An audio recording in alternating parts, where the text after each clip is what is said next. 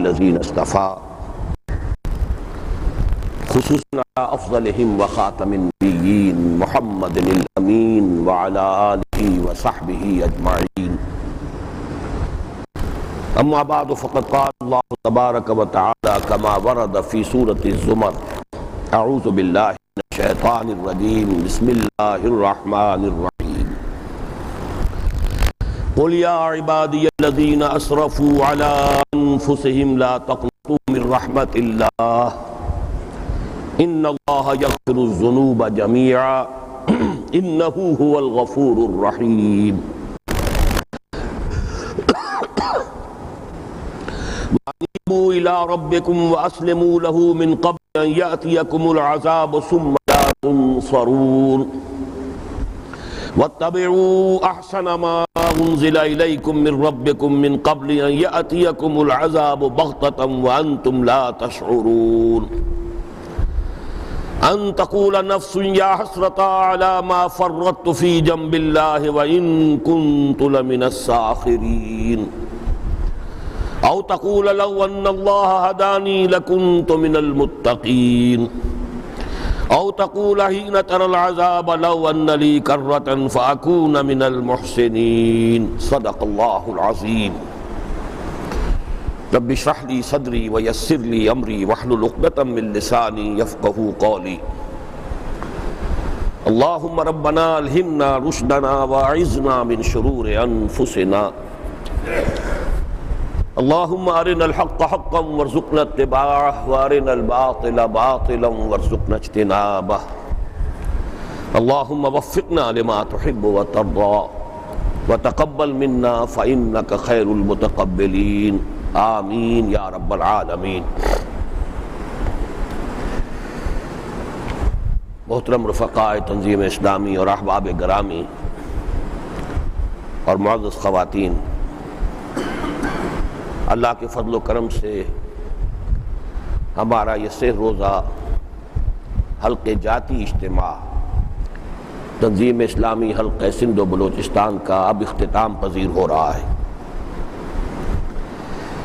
اس کے ضمن میں سب سے پہلے تو مجھے ذاتی معذرت پیش کرنی ہے کہ میری شرکت اس میں اپنی خواہش کے علی الرغم بہت کم رہی ہے. میں اس سے بہت زیادہ چاہتا تھا کہ یہاں موجود رہوں، لیکن یہ کہ اب جو میری مختلف نوع قسم کی معذوریاں ہیں، مجبوریاں ہیں، اس کی وجہ سے رہائش یہاں ممکن نہیں تھی. اور جب رہائش کسی اور جگہ ہو تو آمد و رفت اور اس کا معاملہ جو ہے ظاہر بات ہے کہ پھر اتنا نہیں ہو سکتا جتنا کہ یہاں رہتے ہوئے ہو سکتا تھا یہاں پہ شرکت کا معاملہ. بھئی ہمارا اس دوران میں فارغ نہیں رہا ہوں، اگرچہ یقیناً میں نے آرام بھی کیا ہے، اس میں کوئی شک نہیں، جو میری اب اس عمر کا ایک تقاضا ہے. لیکن اس دوران میں بہت اہم ملاقاتیں ہوئی ہیں. چنانچہ ایک صاحب کے جو جماعت اسلامی کے سرپرستوں میں سے اور معاونین میں سے اہم شخص ہیں، شیخ خلیل اللہ والے، اور ان کے ساتھ شیخ مبین الدین احمد،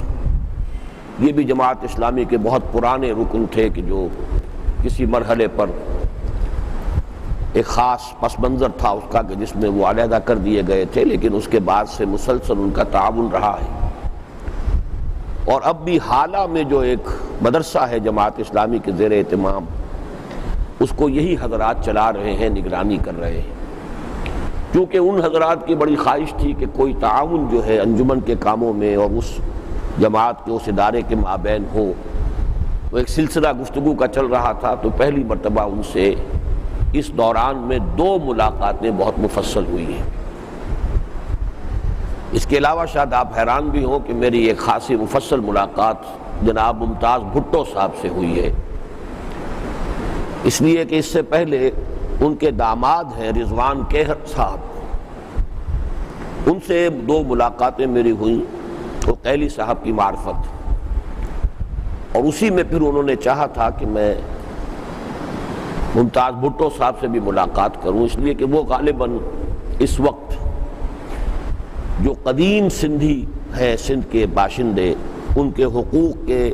اس وقت شاید سب سے بڑے چیمپئن ہیں، آج بھی ان کا بیان آیا ہے، تو میں نے چاہا کہ جو میرا موقف ہے وہ بھی میں ان کے سامنے رکھوں، اور یہ بڑی اچھی بات ہے کہ انہوں نے بڑے صبر کے ساتھ، سکون کے ساتھ میری بات سنی ہے، جزوی طور پر تائید بھی کی ہے، تسلیم بھی کیا ہے۔ یہ دوسری بات ہے کہ قوم کا ایک تصور ان کے ذہن میں بہت راسخ ہے، اس کا نکلنا آسان تو نہیں ہے، لیکن پھر بھی یہ یا تو انہوں نے اکرام کیا ہے میرا، اور بہرحال یہ بھی ایک بہت اچھی بات ہے جس کے لیے کہ مجھے ان کا شکریہ ادا کرنا چاہیے، اکراماً اور اعزازاً اگر انہوں نے میری بات سن لی ہے تب بھی، لیکن محسوس ہوتا تھا کہ کچھ باتیں جو ہیں وہ واقعتاً ان کو اپیل بھی کر رہی ہیں۔ تو آپ دعا کریں کہ یہ جو بڑی بڑی ہمارے ہاں خلیجیں حائل ہو گئی ہیں، اور اس میں واقعہ یہ ہے کہ ملاقاتیں نہ ہونے کی وجہ سے ان میں شدت پیدا ہوتی چلی جاتی ہے، اگر کوئی روابط ہوں تو پھر یہ کہ کچھ نہ کچھ کسی نہ کسی درجے میں افہام و تفہیم، ایک دوسرے کے موقف کو سمجھنے کا امکان تو ہو جاتا ہے۔ اسی طرح ایک صاحب امریکہ سے آئے ہوئے ہیں، وہاں مسلمانوں کی ایک تنظیم ہے سوشل سائنٹسٹ کی، اس کا ہیڈ کوارٹر جو ہے وہ شکاگو میں ہے، کراچی ہی سے یہ وہاں گئے تھے، اب 27 سال سے وہاں ہیں۔ ان سے بھی بڑی مفصل ملاقات ہوئی، اور سب سے زیادہ خوشی اس بات کی ہوئی کہ انہوں نے سندھ کے ایشو پر ایک کتاب لکھی ہے، اور انہوں نے کہا ہے کہ میں نے بہت مطالعے کے بعد، بہت غور و فکر کے بعد جو بات کہی ہے وہ وہی ہے جو آپ نے 4-6 مہینے پہلے کہی ہے، یعنی تقسیم سندھ، تقسیم کشمیر کا ایشو۔ میں جو بھی بات کرتا غلطی سے میں سندھ کہہ گیا ہوں،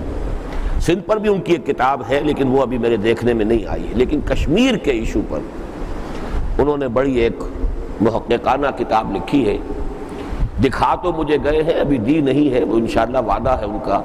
خلیل اللہ والد صاحب کا کہ وہ دونوں کتابیں مجھے پہنچا دیں گے۔ بہرحال ان سے بھی بڑی گفتگو رہی ہے الحمدللہ۔ بہرحال میری کیفیت اب کچھ دنوں سے یہ ہو گئی ہے کہ جتنا کچھ پروگرام طے ہو جائے کہ یہ مجھے کرنا ہے، اس وقت تک تو ہمت کھڑی رہتی ہے، لیکن جب ذرا منزل کے قریب پہنچتا ہوں تو دیر ہو جاتا ہوں۔ یہی میرا معاملہ ابھی پچھلا جو میں نے دورہ کیا ہے ضلع ہزارہ کا اور آزاد کشمیر کا، اس میں بھی وہ آخری دن جو ہے میں بالکل ڈھیر ہو گیا تھا۔ یہی میری کیفیت آج صبح ہو گئی تھی، ورنہ میرا پختہ ارادہ تھا، اور میں نے وہ قیلی صاحب سے کہا تھا کہ مولانا سید وسیم اظہر ندوی صاحب کے خطاب میں مجھے ضرور شریک ہونا ہے، استفادے کے لیے بھی شریک ہونا ہے، اور ثانیاً یہ کہ یہ پروٹوکول ہے، وہ ہمارے بزرگ ہیں اور ان کی یہاں آمد ہمارے لیے یقیناً بہت مسرت افزا ہے۔ یہاں شرکت ان کا میں سمجھتا ہوں تعاون ہے، احسان ہے، تو اس میں میری یہاں موجودگی ہونی چاہیے تھی۔ میں یہ ساری وضاحت اس لیے بھی کر رہا ہوں کہ ان کے سامنے بھی میرا یہ عذر آ جائے کہ میری طبیعت بہت ہی مزمحل تھی، اور بمشکل میں اپنے آپ کو، اپنی ہمت کو مجتمع کر کے ابھی کوئی 15-20 منٹ کے اندر اندر میں نے کچھ نکات نوٹ کیے ہیں، ورنہ اس سے پہلے جبکہ مولانا وسیم اظہر صاحب اور نسیم الدین صاحب پہنچ گئے تھے مجھے لینے کے لیے، میں نے یہ کہا تھا کہ آپ جب لے کر آئیں مولانا کو تو مجھے بھی ساتھ لیتے جائیے۔ اس وقت تک تو میں اٹھ ہی نہیں سکا تھا، اس کے بعد ہی میں نے پھر کچھ اپنے اشارات لکھے ہیں جو اس وقت آپ کے میں گوش گزار کر رہا ہوں۔ دوسرے نمبر پر جو بات میں عرض کرنا چاہوں گا وہ میرا تاثر ہے مجموعی اس اجتماع سے۔ سب سے پہلے تو یہ کہ یہ مقام جو اللہ نے ہمیں عطا کیا ہے، کس قدر وسیع و عریض یہ ہال ہے، کتنے عمدہ انتظامات یہاں ہمارے لیے موجود ہیں، خواتین کے لیے ان کی شرکت، مکمل شرکت، لیکن ایسی کہ کہیں پتہ ہی نہیں چلتا کہ کوئی خاتون بھی اس اجتماع میں شریک ہے، بالکل علیحدہ سا ایک نظام ہے، ان کے لیے علیحدہ باتھ رومز ہیں اور سب یہ معاملہ جو ہے، تو اس میں شعوری طور پر جن احباب کی اور جن ساتھیوں کی محنتوں کو دخل ہے ان کے لیے دعا کیجئے کہ اللہ تعالیٰ ان کی اس محنت کو اور ان کی اس مشقت کو اور اس کے لیے جو بھاگ دوڑ انہوں نے کی ہے اس کو قبول فرمائے۔ ورنہ آپ کو معلوم ہے ہمارے ہاں مساجد جو ہیں ان کا تعلق فرقوں سے ہے۔ اب اس جمعے میں بھی 1-2 حضرات میرے پاس آئے تھے کہ یہ تو کراچی کے بالکل ایک کونے میں آپ نے کر لیا معاملہ، اب آپ کو اندازہ نہیں ہے کہ دور دراز سے آنا یہاں کتنا مشکل ہے۔ میں نے کہا مجھے اندازہ ہے لیکن کیا کریں، اب جو بھی مساجد ہیں شہر کے اندر وہ فرقوں سے اور مختلف جو ہے مکاتب فکر سے ان کی کا الحاق ہے، وابستگی ہے، وہاں کون ہمیں اجازت دے گا کہ ہم اپنا کوئی اجتماع کر سکیں؟ بہرحال اس پر میں خاص طور پر یہ جامع القرآن، قرآن اکیڈمی، انجمن خدام القرآن سندھ، یہ ان تینوں کے جو کارکن ہیں، جو ان کے محتممین ہیں، منتظمین ہیں، ان سب کا میں بھی شکریہ ادا کرتا ہوں، اور آپ بھی شکریہ ادا کریں۔ من لم یشکر اللہ فلا یشکر اللہ، اور یہ کہ ان کے لیے دعائے خیر کریں، خصوصاً ہمارے ایک ساتھی شیخ عبد المجید صاحب، ان کی اصل میں ضد تھی جس کی وجہ سے یہ ادارہ بنا ہے، ورنہ نہ میں اس کے حق میں تھا اور نہ اس وقت سید سراج الحق صاحب یہاں کے صدر تھے انجمن کے، نہ وہ اس کے حق میں تھے، لیکن ان کا محبت بھرا اصرار تھا، بلکہ ضد کی حد تک کہ انہوں نے منوا لیا مجھ سے، اور میں نے حکماً پھر سید صاحب کو جو ہے یہ میں نے آمادہ کیا ہے، ورنہ وہ سرے سے آمادہ نہیں تھے، لیکن یہ کہ ان کی بھاگ دوڑ تھی۔ پھر زین العابدین صاحب نے اس میں بڑی محنت کی ہے، اور بھی رفقا نے، میں سب کا تو نام اس وقت نہیں لے سکتا، لیکن یہ کہ بہرحال جس نے محنت کی ہے اس کو اللہ تعالیٰ اجر عطا فرمائے، آپ بھی اس کے لیے دعا کریں۔ اس اجتماع کا جہاں تک تعلق ہے، اس میں حسن انتظام مجھے بہت نمایاں نظر آیا ہے، الحمدللہ۔ کہیں کوئی پیچیدگی نظر نہیں آئی، کہیں کوئی الجھن مجھے محسوس نہیں ہوئی، شاید آپ کو ہوئی ہو جو یہاں مقیم تھے، لیکن مجھے بحیثیت مجموعی جو تاثر ملا ہے وہ یہی ہے کہ بہت ہی عمدہ انتظام ہے، اور اس میں خاص طور پر حسن تقسیم کار، اس کا جو مظہر میرے سامنے اس اجتماع کے دوران آیا ہے، میں اس کا خاص طور پہ تذکرہ کرنا چاہتا ہوں، اس لیے کہ یہ بات میں نے خود بھی کہی تھی، نسیم الدین صاحب سے بھی کہی تھی، بعض اور دوسرے جو ناظمین ہیں مختلف حلقوں سے، وہاں بھی یہ بات کہتا ہوں کہ جو ناظم ہے حلقے کا، اس کے اندر اصل صلاحیت ہونی چاہیے تقسیم کار کی، اور کام تقسیم کر کے اس طریقے سے کام کو چلائے کہ یہ محسوس ہو کہ وہ خود تو کوئی کام کر ہی نہیں رہا۔ اگر وہ خود، یہ کولوکیل لینگویج کی لفظ میں استعمال کر رہا ہوں، خود لٹاپین نظر آئے، سرگرداں نظر آئے، معلوم ہوا کہ حواس باختہ ہے، کوئی ادھر کی بات اب یاد آئی ہے، ادھر کی بات اب یاد آئی ہے، کوئی ادھر سے کھینچ رہا ہے، ادھر سے کھینچ رہا ہے، تو یہ اس کی نااہلی پر دلالت کرتی ہے۔ اس میں اہلیت کا جو ہے مظہر وہ یہی ہوگا کہ معلوم ہو کہ یہ تو کوئی کام کر ہی نہیں رہے، حالانکہ در حقیقت وہ سارا کام جو ہے وہ اس تقسیم کار جو بر وقت کی گئی ہو، تمام جو بھی مسائل ہیں ان کا پہلے سے شعور و ادراک ہو گیا ہو، کیا کیا مسائل درپیش ہو سکتے ہیں اس کا پہلے سے اندازہ کر لیا جائے، اور پھر اس میں تقسیم کار کی جائے۔ تو میں خاص طور پر اس میں چاہتا ہوں کہ اپنا یہ تحسین جو ہے اس کو میں ریکارڈ پر لے آؤں کہ میں نے جو یہاں کیفیت اس اجتماع میں دیکھی ہے، یہی کیفیت میں چاہوں گا کہ ہر جگہ جہاں ہمارے اجتماعات حلقے وار ہوتے ہیں وہاں ہو۔ چوتھی چیز جو میرے لیے بڑی حوصلہ افزا ہوئی ہے وہ ہے اندرون سندھ سے رفقاء اور احباب کی شرکت۔ یہ واقعہ ہے کہ اب تک تنظیم ہماری جو ہے وہ بس کراچی شہر تک تھی، سندھ اور بلوچستان میں صرف کوئٹہ شہر تک، باقی سکھر میں بھی وہ ایسے ہی تھی کہ ہر چند کہیں کہ ہے نہیں ہے بھی نہیں بھی ہے۔ مختلف مواقع پہ بڑی محنتیں بھی کی، اسی طرح حیدرآباد میں بڑی محنتیں میں نے کی ہیں ابتدا میں، نہ معلوم کتنی دفعہ گیا ہوں، لیکن کچھ میرے سمجھ میں نہیں آتا کہ کیا وجہ ہے کہ وہاں گاڑی چل نہیں پائی تھی، لیکن اب یہ جو مجھے محسوس ہوا ہے کہ کچھ نہ کچھ گاڑی چلی ہے، اور اندرون سندھ سے خاص طور پر دادو کا علاقہ جو سندھی قوم پرستی کا سب سے بڑا گڑھ، وہاں سے ہمیں ساتھی ملے ہیں، اور وہاں سے یہاں پہ ایک معتدب تعداد میں رفقا نے شرکت کی ہے۔ حیدرآباد سے بھی کچھ رفقا ایکٹیویٹ ہوئے ہیں، سکھر سے بھی کچھ ہوئے ہیں۔ تو بہرحال میرے لیے پھر یہ کہ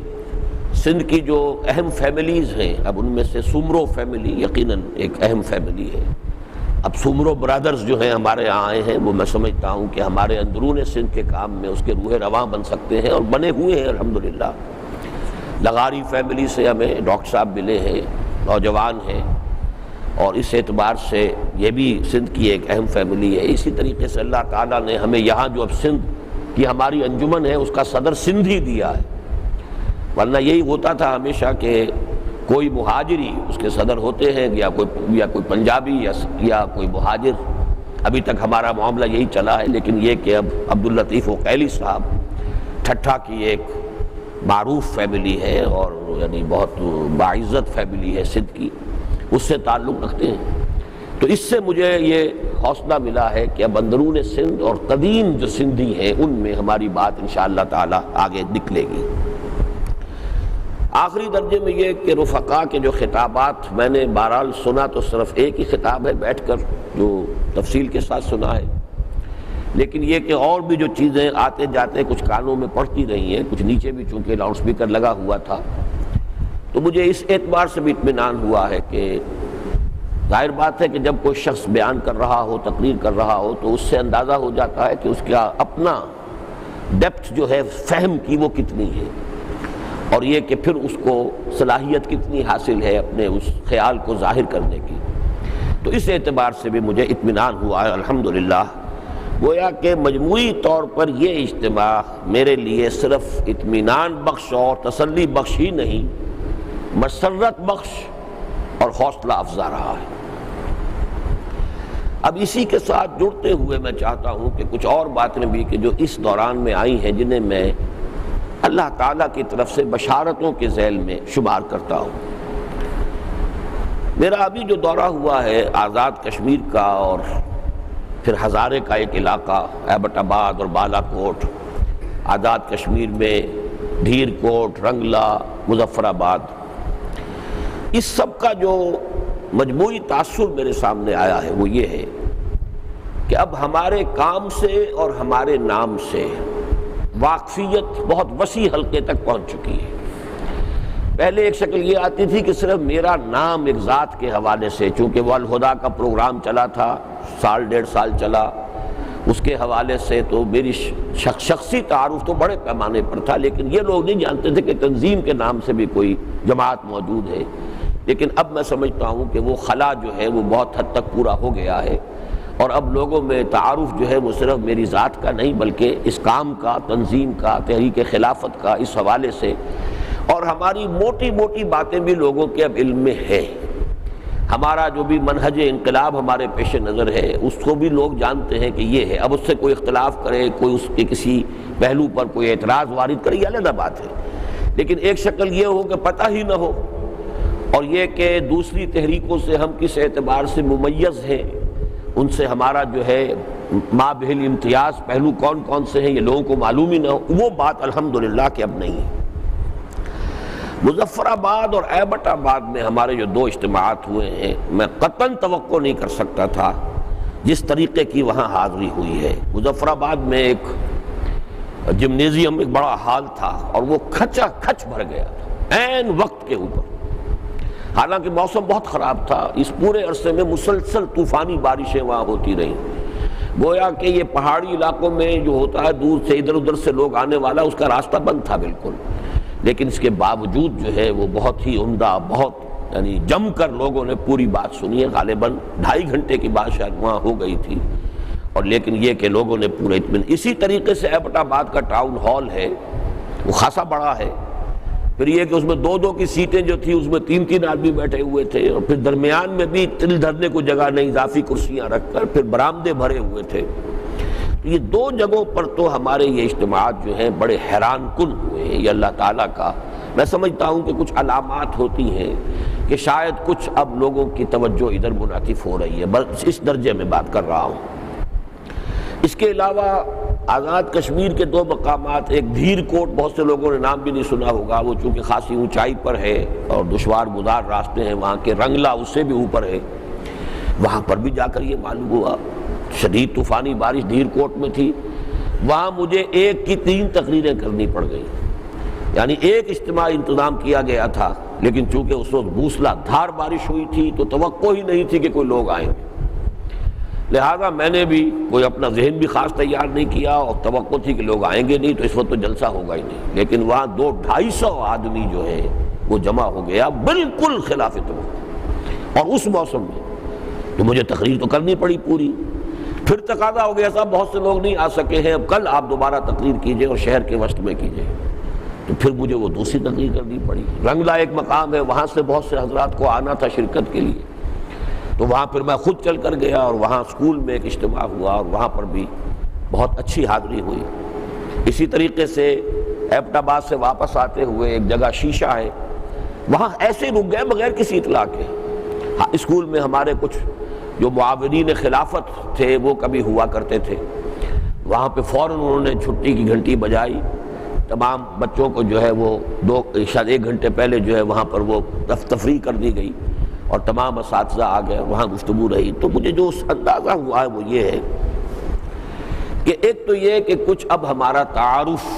جو ہے وہ ہو گیا ہے الحمدللہ، کم سے کم ان علاقوں میں جن کی بات میں کر رہا ہوں، اور دوسرے یہ کہ ہماری بات سے اب واقفیت لوگوں کو ہے اور کسی درجے میں دلوں کے اندر کوئی نرم گوشہ اور کچھ رجوع جو ہے وہ پیدا ہوا ہے۔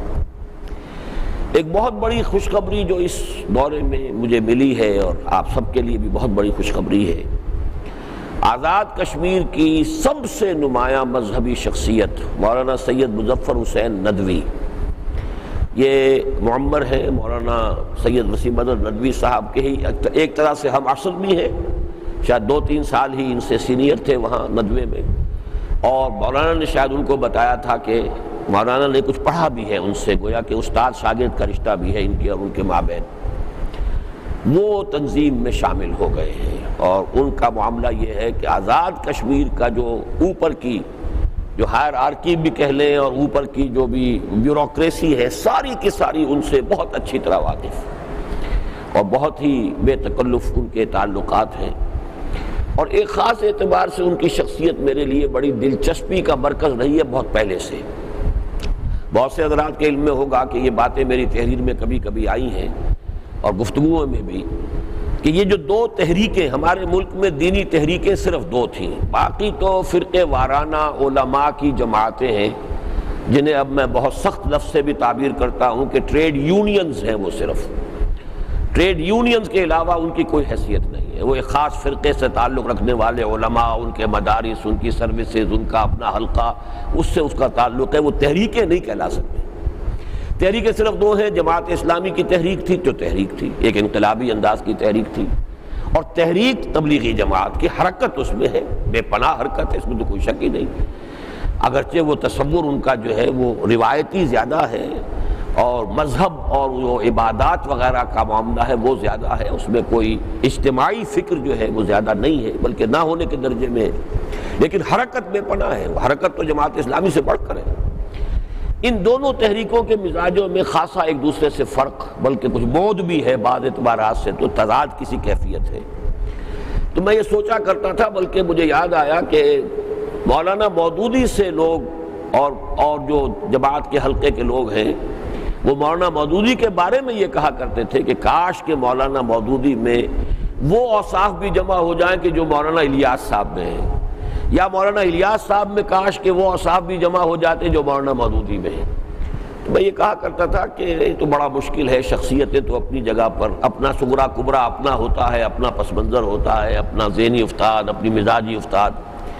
لیکن یہ میں البتہ چاہتا تھا کہ ہم ایک تحریک، ایک آئیڈیل کے طور پر ہمیشہ میرے پیش نظر رہی ہے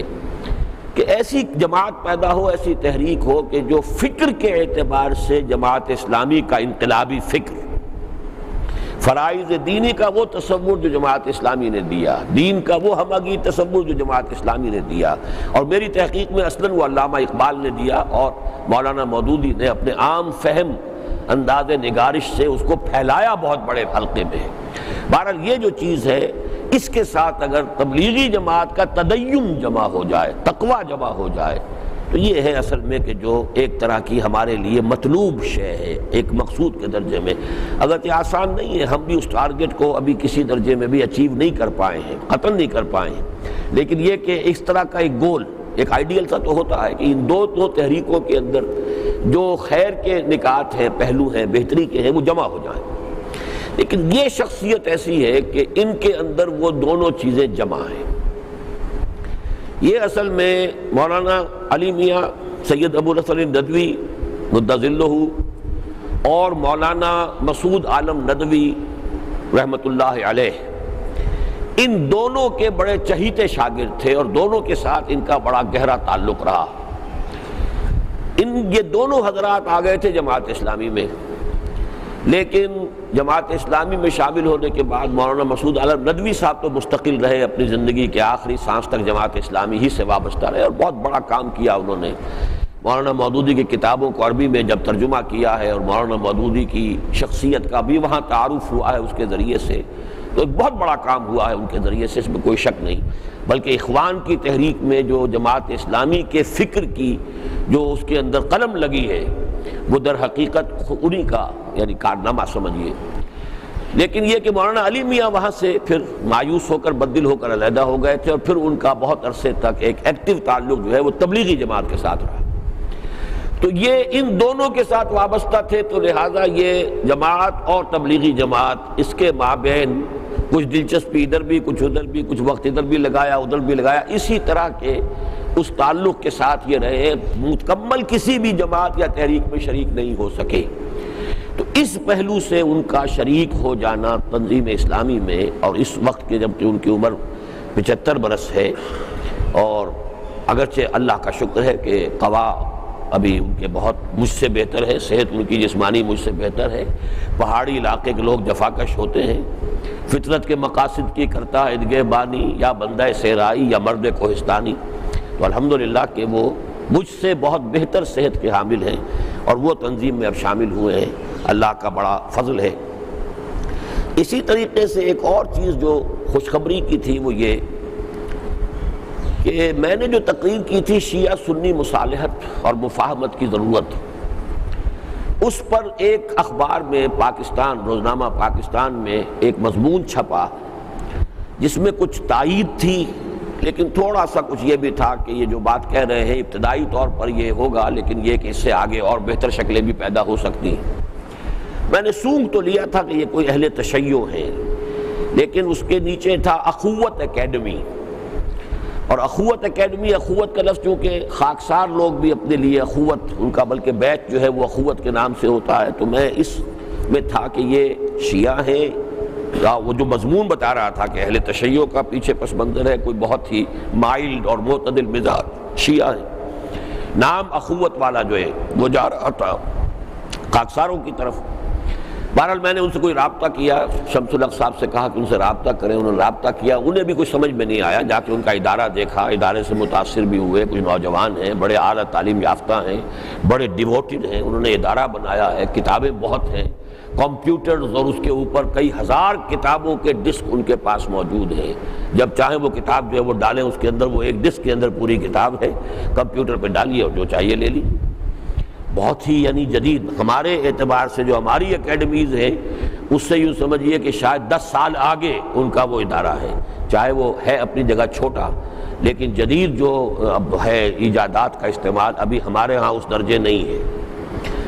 تو بہرحال وہ پھر مجھ سے ملنے آئے، اور وہ اگرچہ کچھ کترا رہے تھے، لیکن پھر میں نے اگلوا لیا کہ وہ شیعہ نوجوان ہیں سب کے سب۔ جب یہ ایران کا انقلاب آیا تو اس وقت وہ متاثر ہوئے اور ان کے اندر ایک جذبہ پیدا ہوا، اور سب اعلیٰ تعلیم اس وقت حاصل کر رہے تھے، کچھ مکمل کر چکے تھے، کچھ درمیان میں تھے، پروفیشنلز۔ انہوں نے چھوڑا اپنی تعلیم کو درمیان، قم چلے گئے، 5-6 سال وہاں رہ کر آئے، ساری تعلیم اپنی مکمل کی، اب آ کر مختلف یونیورسٹیز میں پی ایچ ڈیز کے کورسز بھی لے لیے ہیں، کر رہے ہیں، اور یہ ادارہ بنا لیا۔ تو انہوں نے کہا کہ ایک زمانے میں تو ہم آپ کو بس یہاں کہہ کے وہ چپ ہو گئے، میں نے پھر وہ بات پوری کر دی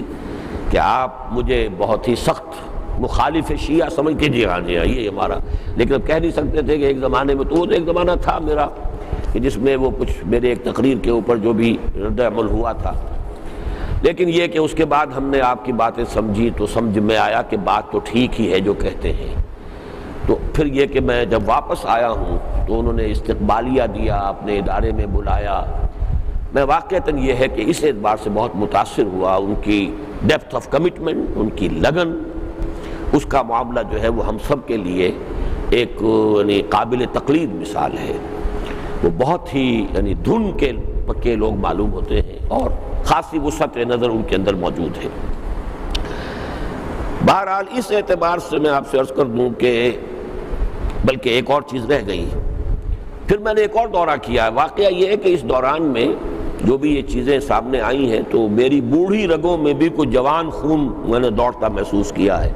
اور میں نے یہ دورہ کیا ہے تو یہ اسی طرح کا طوفانی دورہ تھا جو کبھی میں اپنی جوانی میں کیا کرتا تھا۔ واپس آتے ہی صرف ایک دن جمعہ میں نے پڑھایا ہے، اگلے دن پھر میں نکل گیا۔ شیخو پورہ میں ایک خاندان جو کہ ضلع مظفر نگر ہی سے تعلق ہے، یو پی کے، ان سے ملاقات کی۔ پھر میں گیا سانگلا ہل، پہلی مرتبہ اپنی زندگی میں، حالانکہ وہ صرف 60 میل ہے وہاں سے۔ وہاں جو اجتماع دیکھا ہے وہ بھی میرے لیے نہایت حیران کن تھا۔ ہمارے ایک رفیق وہاں دھن کے پکے ڈاکٹر حیات محمد صاحب ہیں، لیکن انہوں نے جو کام کیا ہے وہاں پر، یوں سمجھیے کہ شدید گرمی، حبس انتہائی، بجلی فیل، لیکن مجال ہے کہ 300-400 آدمی جو وہاں جمع تھا اس میں سے کوئی ایک آدمی اٹھا، اور تقریر میری تو وہی، میرا نصاب تو اس سے کم ہوتا نہیں، 1.5 گھنٹے سے کم کی تقریر تو ہوتی نہیں، حالانکہ شرابور میں بھی تھا، لیکن یہ کہ بہت ہی میرے لیے حیران کن تھا۔ پھر وہاں سے میں ٹوبہ ٹیکسنگ کا گیا جو دارالسلام کہلاتا ہے۔ ہمارے ساتھی عبدالواحد عاصم صاحب، چونکہ ان کا اصل جو سمجھیے کہ شہر اس وقت جہاں ان کے والد صاحب بھی الحمدللہ باقید حیات ہیں، موجود ہیں، اور کئی ان کے عزیز ہیں، ان کی جائیداد ہے وہاں،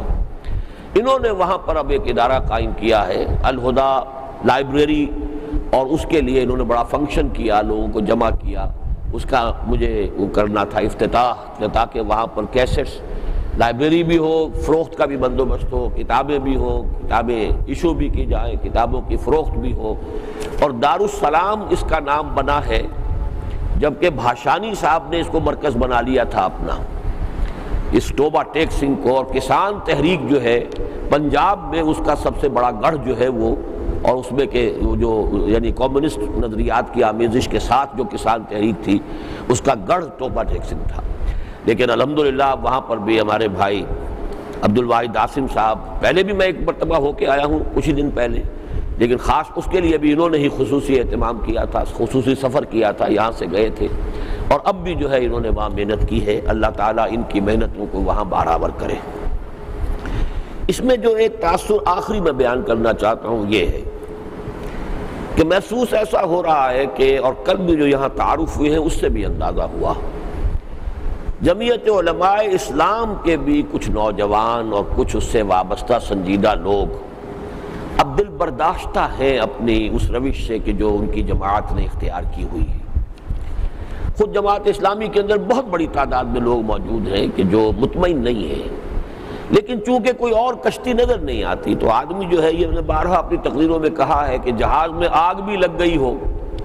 تب بھی آدمی سمندر میں چھلانگ نہیں لگاتا۔ اگر تو تیرنا آتا ہو، کوئی ماہر پیراک ہو تو چھلانگ لگا دے گا، اب تیرنا بھی نہیں آتا تو سمندر میں چھلانگ لگائیں گے تو بھی ڈوب کے مرنا ہے۔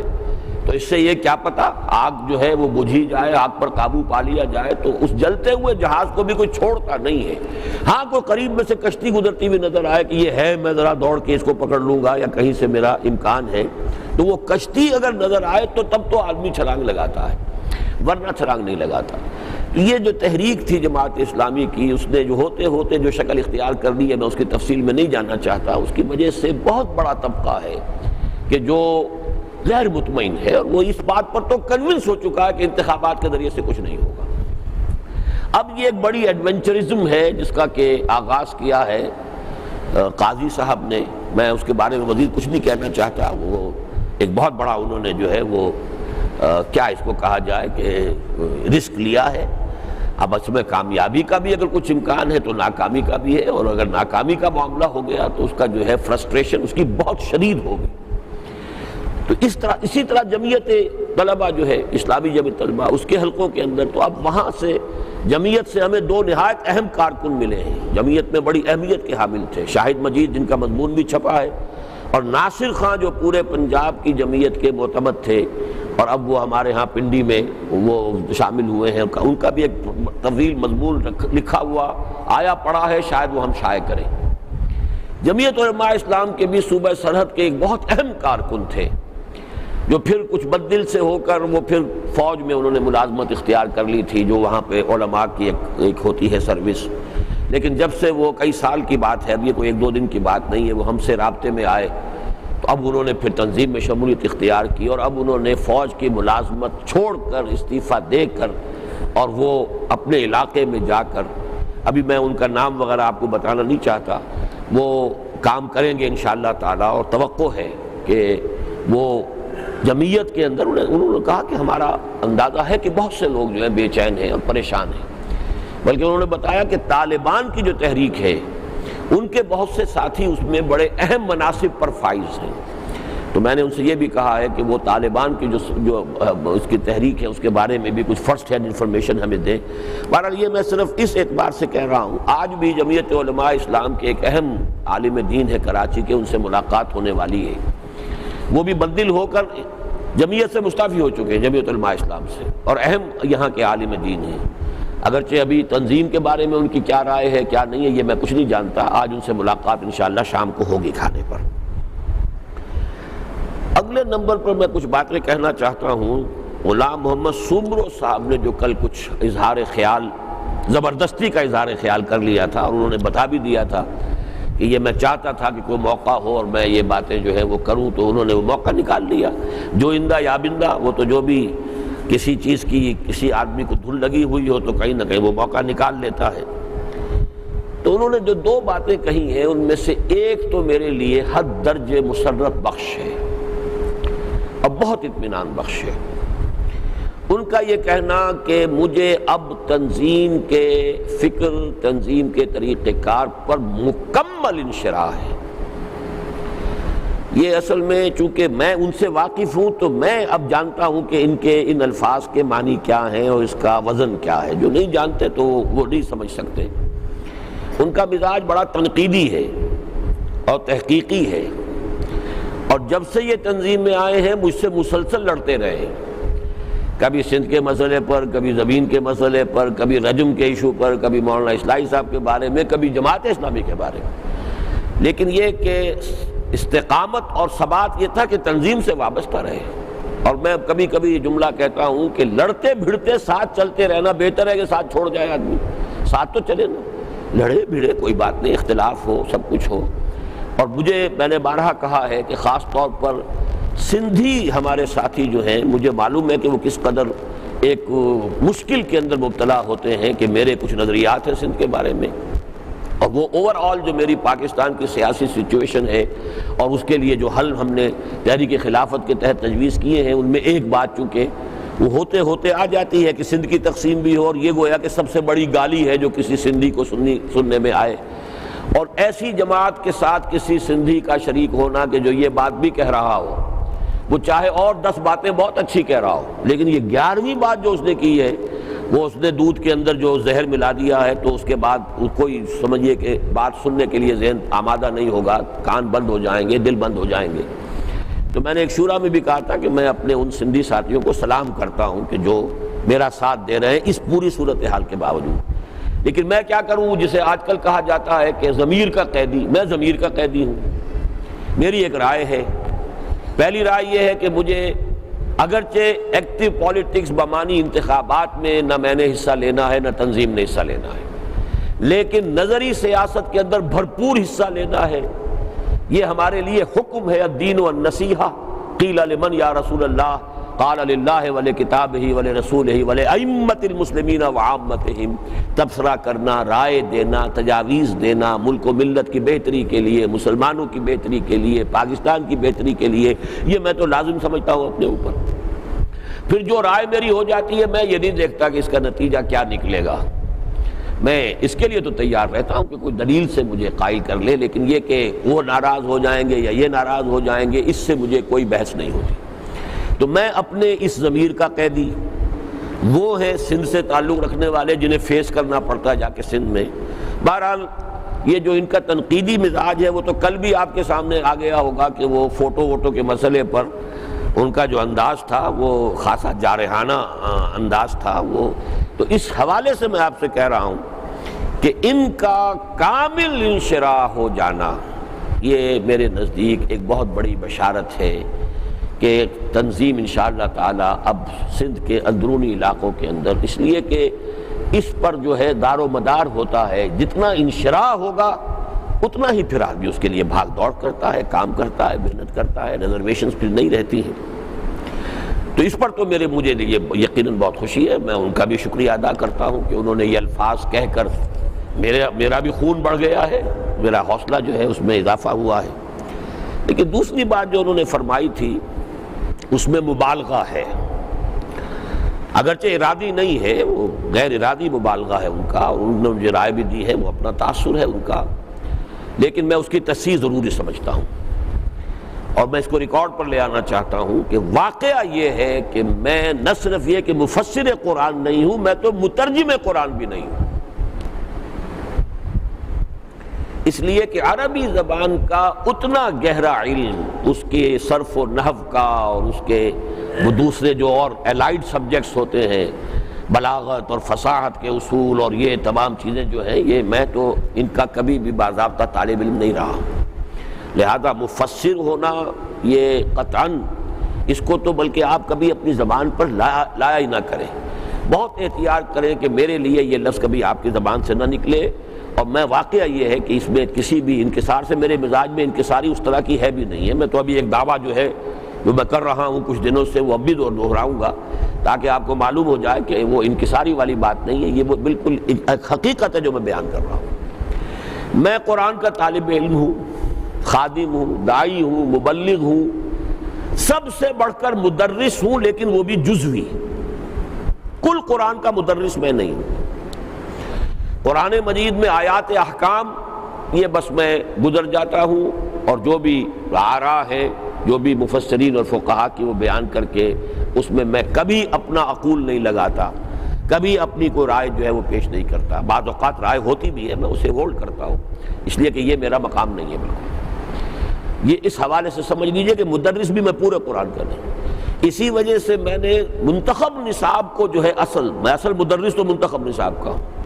باقی یہ ہے کہ دورہ ترجمہ قرآن میں ایک ربط قائم کر دینا مضامین کا وہ ایک دوسری بات ہے، لیکن یہ کہ مفسر ہونے کے لیے، بلکہ ایک بات اور ہے جو میں عرض کر دوں آپ سے کہ میرا موضوع تو ہے قرآن کی دعوت، قرآن کا پیغام، قرآن کا فکر، قرآن کا فلسفہ، قرآن کی حکمت، یہ میرا موضوع ہے، احکام نہیں۔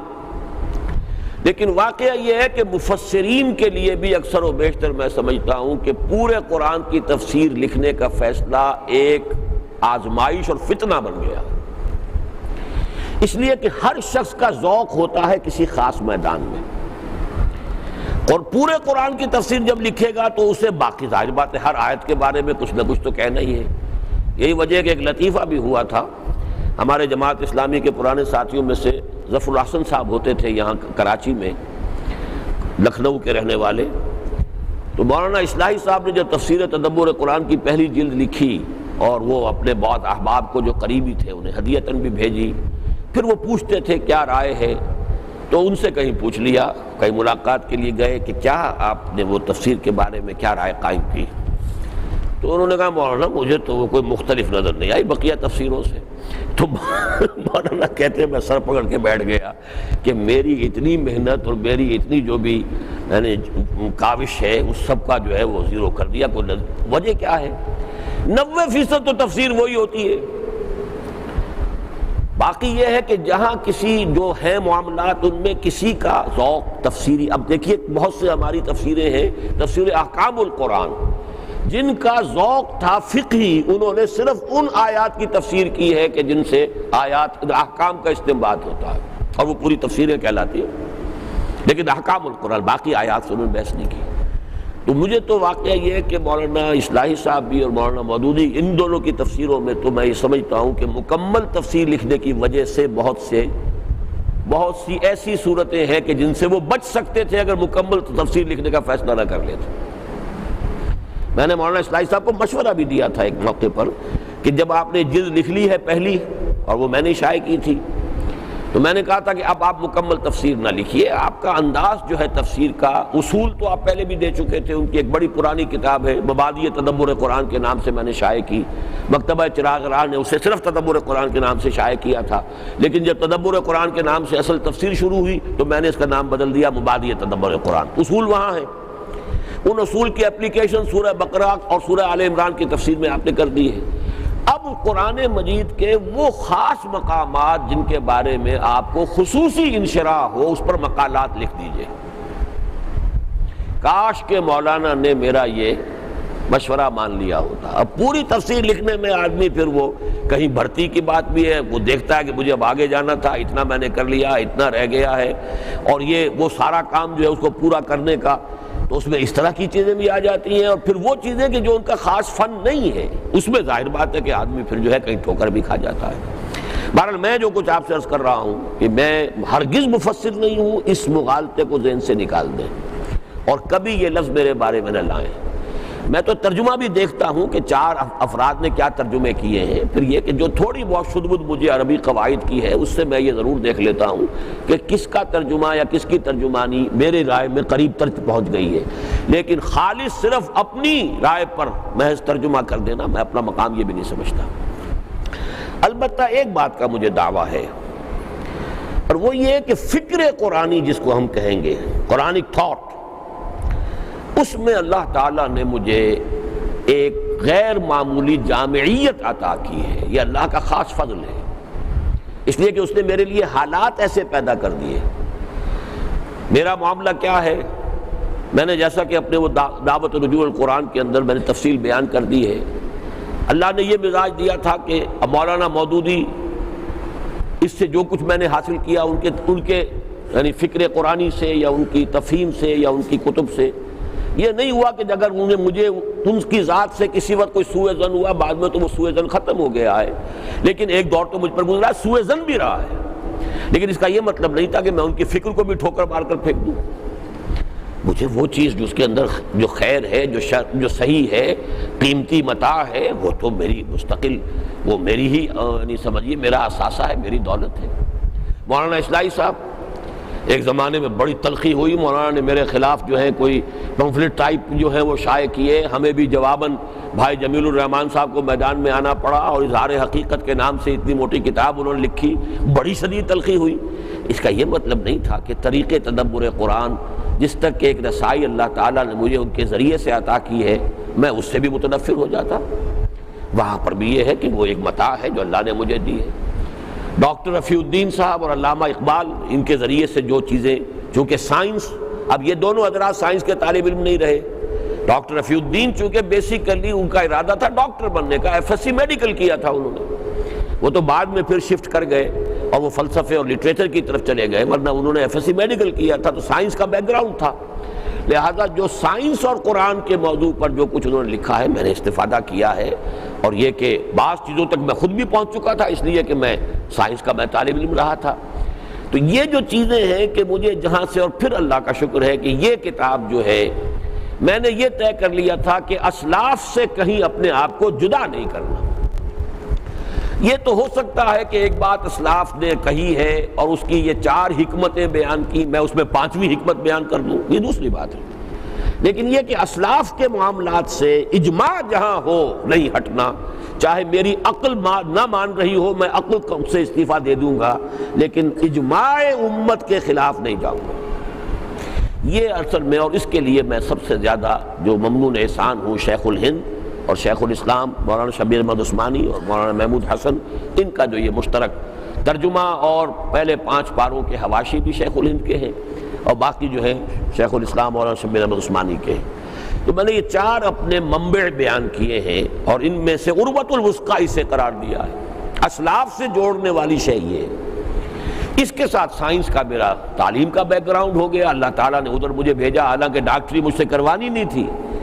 اب تو مجھے معلوم ہے نا کہ اللہ تعالیٰ کی مشیت میں نہیں تھا، چاہے پہلے تو مجھے نہیں معلوم تھا، لیکن اب تو معلوم ہے کہ مجھے ڈاکٹری نہیں کروانی اس نے، لیکن پڑھوایا وہ تاکہ سائنس کے مبادیات جو ہے اس کا گرفت، ذہن کی گرفت میں آ جائیں. اور آخری چیز یہ کہ اللہ تعالیٰ نے ذہن منطقی عطا کیا تھا. منطق میں نے کبھی نہیں پڑھی لیکن ذہن منطقی ہے. یہ 6 ایلیمنٹس ہیں میرے فکر کے، اور اس فکر کے حوالے سے اب میں ایک بہت بڑا دعویٰ جو میں اس سے پہلے بھی کر چکا ہوں آج پھر دوہرا رہا ہوں. وہ دعویٰ یہ ہے جو حضرات واقف ہیں میرے فکر سے اور فلسفے سے کہ اسلام کی نشأت ثانیہ کا اللہ کی مشیت میں جو علاقہ نقطہ آغاز بنے گا وہ یہی ہے. الف ثانی میں اسلام کی روحانی اور فکری مرکز ثقل کی حیثیت بر عظیم پاک و ہند کو حاصل ہے. مجددین امت 11ویں 12ویں 13ویں 14ویں صدی کے اس خطے میں آئے ہیں۔ اس حوالے سے جو پورا ہے وہ آپ کے سامنے موجود ہے۔ اس میں جو عمل ضروری تھا، یہ نشأت ثانیہ، دوسری بات میں نے آپ کو یہ بتائی ہے کہ علامہ اقبال نے انقلابی فکر کی جو تجدید کی ہے اس پر پہلی تعمیل کی کوشش، تنظیم بنا کر اس کو لے کر چلنے کی کوشش ابوالکلام آزاد نے کی ہے، دوسری مولانا مودودی نے کی ہے، تیسری ہم کر رہے ہیں۔ اب جو بات بتا رہا ہوں اس پس منظر میں وہ یہ ہے کہ یہ قرآن مجید کے ساتھ جو میرا شغف رہا، شغل رہا، میں نے اپنی زندگی کے بہترین لمحات جو ہیں قرآن مجید کے بیان کرنے میں، پڑھنے میں، سیکھنے میں، سکھانے میں، درس دینے میں صرف کیے ہیں، اس کا ماحصل یہ ہے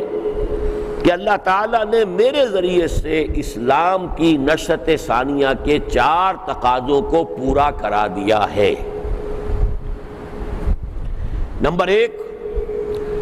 دعوت رجوع القرآن کے ضمن میں قرآن اور سائنس کے مابین کامل مطابقت، جو کہ آج کی سب سے بڑی ضرورت ہے۔ الحمدللہ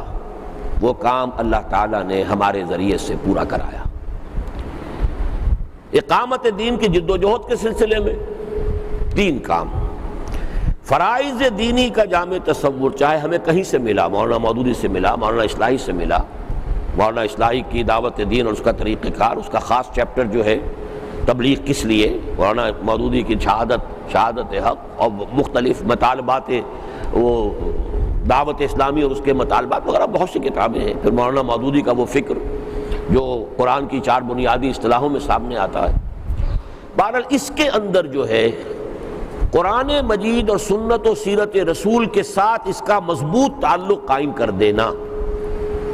یہ میں سمجھتا ہوں کہ تکمیلی درجے میں ہمارے ذریعے سے ہو گیا اللہ کے فضل و کرم سے۔ اس کا جو نتیجہ نکلے گا وہ میں بعد میں بتاؤں گا۔ اسی طرح منہج انقلاب نبوی، اس میں ایک خلا جو تھا مولانا مودودی کی سوچ میں، اس کو اللہ نے ہمارے ذریعے سے پر کرا دیا ہے۔ وہ یہ کہ اللہ کراتا ہے کام، یہ تو در حقیقت نہ قسمی دہانت نہ قسمی دہد، خدا می دہانت خدا می دہد، نہ کوئی دلواتا ہے نہ کوئی دیتا ہے، خدا دلواتا ہے خدا دیتا ہے، وہ تو سارا کا سارا جو ہے وہ در حقیقت اللہ کی طرف سے ہے۔ اور اس سلسلے میں تیسری چیز، تنظیم کی اساس بیعت، جس انشراح صدر کے ساتھ اور جس اعتماد کے ساتھ ہم نے اس کو رکھا ہے آج کے زمانے میں، کہ اکبر نام لیتا ہے خدا کا اس زمانے میں کہ سب سے زیادہ بدنام انسٹیٹیوشن جو ہے وہ بیعت کا ہو چکا تھا، ہم نے اس کو زندہ کیا اللہ کے فضل و کرم سے۔ یہ 4 کام جو ہے یہ در حقیقت اس جگہ تک پہنچ گئے ہیں کہ جس سے میں نتیجہ نکالتا ہوں کہ یہ جو خلافت علی منہاج النبوہ دوبارہ دنیا میں قائم ہونے کا عمل ہے، مجھے تقریباً یقین ہے کہ نیکسٹ جنریشن میں یہ مکمل ہو جائے گا، بالفعل ہو جائے گا، اس لیے کہ اس کے اندر 4 جنریشن آ چکی ہیں۔ I am the 4th۔ Iqbal,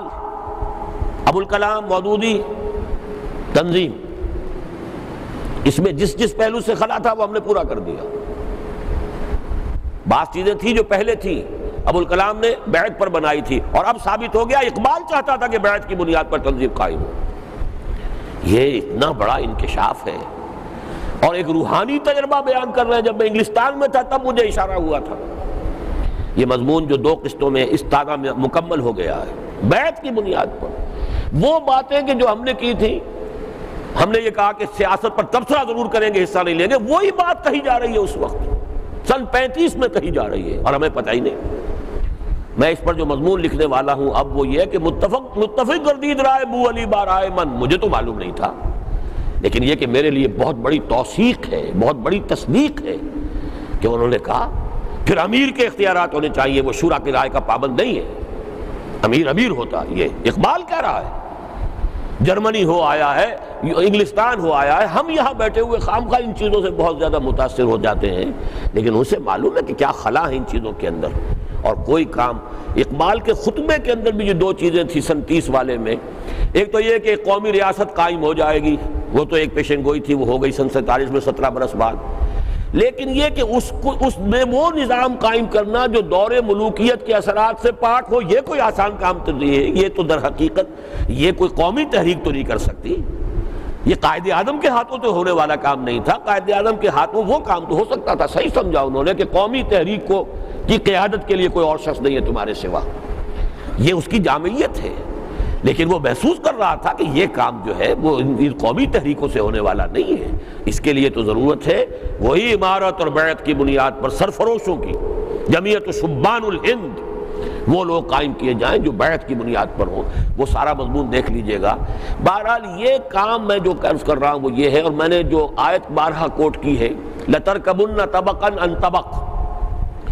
یہ جو کام حضور نے 20 برس میں کر دیا تھا وہ اگر 100 برس میں ہو جائے اب تو گویا کہ بہت بڑے نفع کی بات ہے۔ ہونا ہے اس لیے کہ حضور فرماتے کہ ہوگا، کہیں نہ کہیں سے تو شروع ہوگا، اور شروع کے لیے آثار جو ہیں وہ یہیں کے ہیں، اشارے بھی ہیں احادیث کے اندر، اور 400 سال کی تاریخ بھی ہے۔ چاہے حال ہمارا بہت مایوس کن ہے، لیکن ماضی کو دیکھیے اور مستقبل کے لیے جو پیشن گوئیاں ان کو دیکھیے، اس حوالے سے اس فریم میں فکس کیجئے اس معاملے کو کہ یہ کام ہمارا کہاں سے ہوتا ہوا کہاں تک پہنچا ہے۔ اس کا ایک تسلسل ہے، یہ کوئی بولڈ فرام دی بلو نہیں ہے۔ یہ بھی غلطی رہی ہے ہمارے داعیوں کی، جو پہلے داعی تھے وہ اس طرح لوگوں کے سامنے اپنے آپ کو پیش کرتے رہے گویا کہ یہ سارا پہلی مرتبہ مجھ ہی پر الہام ہوا ہے۔ یہ بھی غلطی تھی،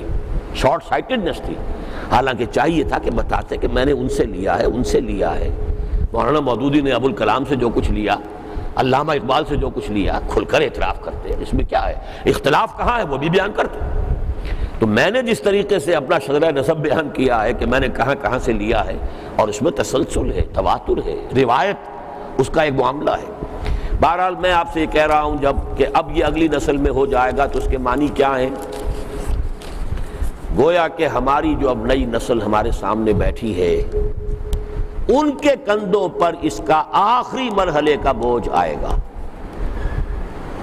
اپنی خودی پہچان و غافل افغان، ماضی کا صحیح شعور ہونا چاہیے، اور یہ کہ آئندہ کیا، وہ جو اقبال نے کبھی کہا تھا سبق پھر پڑھ شجاعت کا، عدالت کا، صداقت کا، لیا جائے گا تو اس سے کام دنیا کی امامت کا۔ یہ نشأت ثانیہ کا عمل انشاءاللہ اب اگلی نسل میں اگر پورا ہونا ہے تو گویا کہ بہت بڑی ذمہ داری۔ اگر بر عظیم پاک و ہند کے مسلمانوں کو محسوس کرنا چاہیے کہ 400 برس کے مجددین امت کی ساری جو بھی مساعی ہیں اس کی امانت کا بوجھ بحیثیت مجموعی پوری امت کے اوپر ہے، تو آپ کو محسوس کرنا چاہیے کہ یہ جو 100 برس میں انقلابی تحریک اور انقلابی فکر اور اس کی تدوین اور پھر اس کی تعمیل کے لیے جو کوششیں ہوئی ہیں 80 برس میں جو ہوئی ہیں، ان کو سمجھیے کہ اب اس کی وراثت آپ کو منتقل ہونے والی ہے، اور اس کی ذمہ داری اس کے فائنل فیز کی اب اٹھانی ہے۔ اس سے جو ہے پھر چیلنج جب سامنے آتا ہے کہ ہماری منزل اب کیا ہے آگے، اس سے آپ کو اندازہ ہوگا کہ آپ کو اب آگے ذرا بڑھنا ہے۔ چنانچہ اب میں آ رہا ہوں آخری بات کی طرف۔ دو باتیں آپ حضرات سے کہنی ہے مجھے اس وقت، بلکہ اگر چاہیں تو تیسری کہہ لیں اس کو، پہلی اسی کو نوٹ کر لیں کہ اپنی اہمیت کو پہچانیے۔ اس کے حوالے سے جو باتیں آپ سے میں کر رہا ہوں، پہلی بات کونوا عباد اللہ اخوانا۔ آج صبح میں جب جا رہا تھا تو جس حدیث کا درس ہونے والا تھا اس میں یہ الفاظ بھی آئے تھے، اور جو بھی تقریر یہاں ہوئی حزب اللہ میں وہ سورہ مجادلہ کی آخری آیات کے حوالے سے یا سورہ مائدہ کی آیات 54، 55، 56 کے حوالے سے،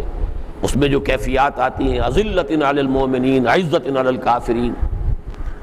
اشداء علی الکفار رحماء بینہم، تو کونوا عباد اللہ اخوانا، اللہ کے بندے اور آپس میں بھائی بھائی۔ ایک ڈائمنشن یہ ہے میرا اور رب کا تعلق، ایک ڈائمنشن یہ ہے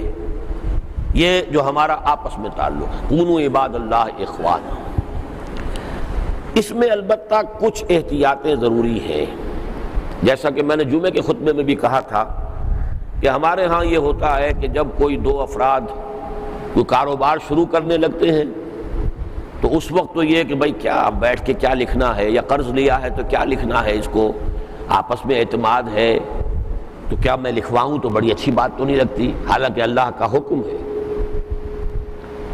لیکن یہ کہ اس وقت ہماری باہمی اعتماد کی بات جو ہے وہ آڑے آ جاتی۔ بعد میں جب اختلاف ہوتا ہے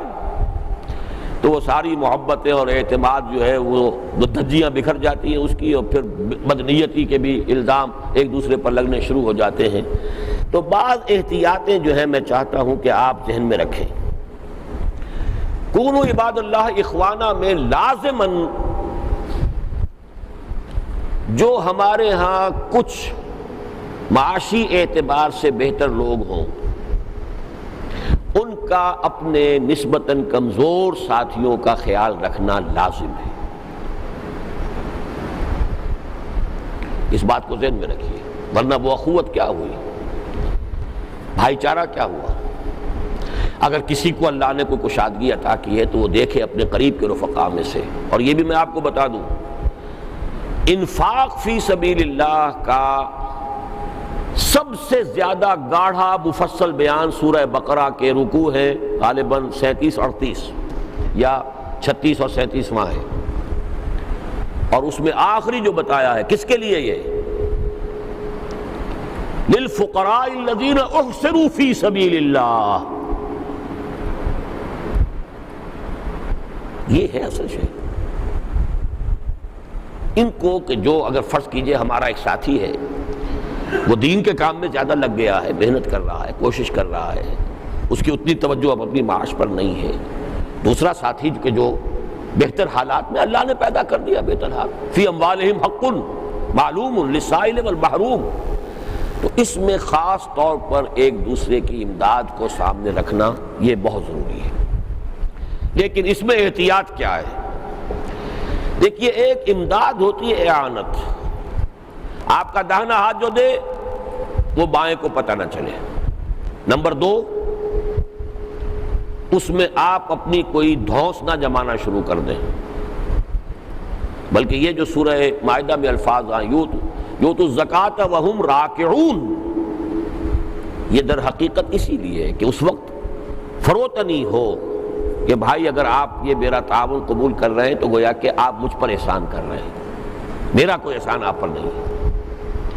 یہ دو چیزیں ہیں، اعانت، مدد کوئی ہو، لیکن اس میں نمبر 1 اگر قرض حسنہ ہے، ایک اعانت آپ نے دے دیا، ہدیہ ہے، تحفہ ہے، اعانت ہے، ٹھیک ہے، نیکی کر دریا میں ڈال، وہ معاملہ تو ہے سادہ اور سیدھا۔ اگر وہ قرض حسنہ ہے تو ہمارے ہاں یہ طے ہے کہ بغیر میری اجازت کے 2 رفقا کے مابین قرض حسنہ کا معاملہ نہیں ہوگا۔ قرض حسنہ دینی حلقوں میں بدنام ترین شے ہے، قرض حسنہ کے نام پر خیرات مانگی جاتی ہے، اور قرض حسنہ کو یہ سمجھ لیا گیا ہے کہ قرض حسنہ اسے کہتے ہیں، ہمارے ایک ساتھی لطیفے کے طور پر بیان کیا کرتے ہیں کہ قرض حسنہ وہ ہے جو واپس مانگا جائے تو آدمی ہنس پڑے بس۔ قرض حسنہ یہ بہت غلط بات ہے،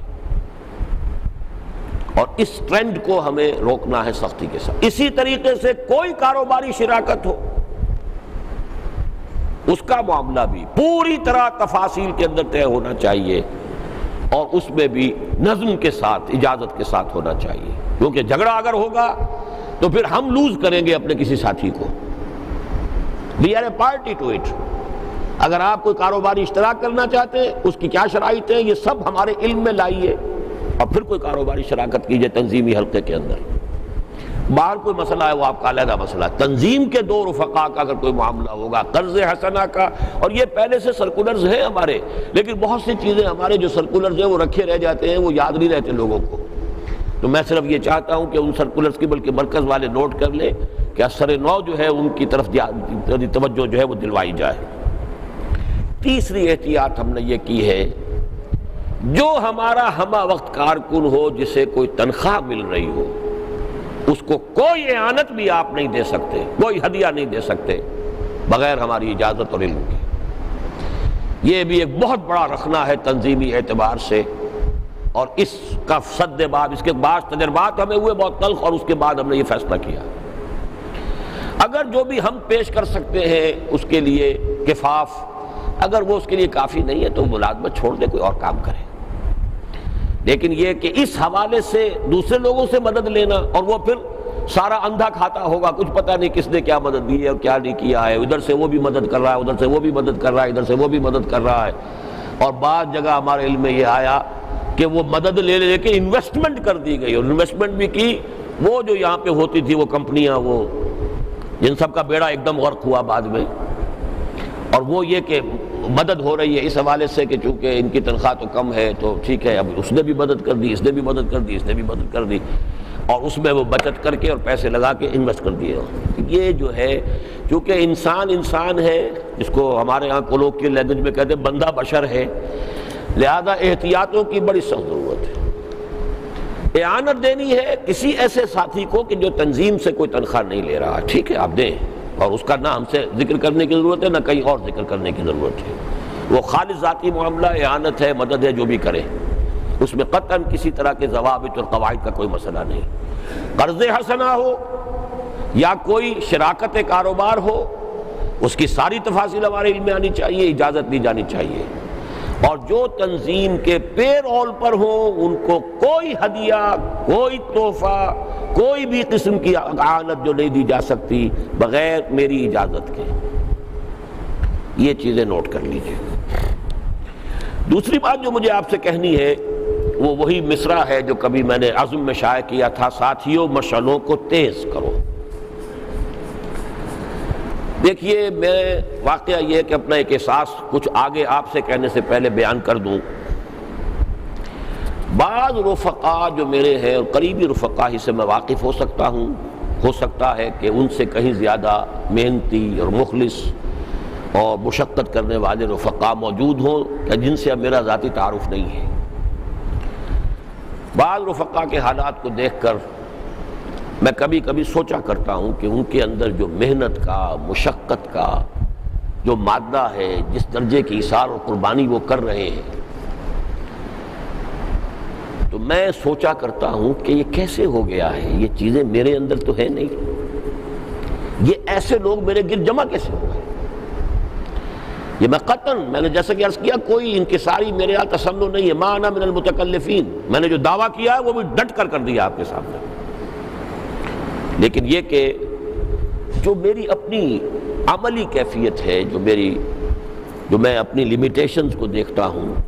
اس کے حوالے سے میں جب دیکھتا ہوں کہ میرے بعض ساتھی جو ہیں ان کا خلوص، ان کا اخلاص، ان کی محنت، ان کی مشقت، ان کا ایثار، ان کی قربانی، تو میں حیران ہوتا ہوں کہ میرے گرد یہ لوگ کیسے جمع ہو گئے۔ اور اس پر مجھے یاد آ جاتا ہے ایک قول، ایچ جی ویلز نے عجیب و غریب بات کہی ہے۔ میری تقریروں میں آپ نے اس کے کئی دفعہ حوالے سنے ہوں گے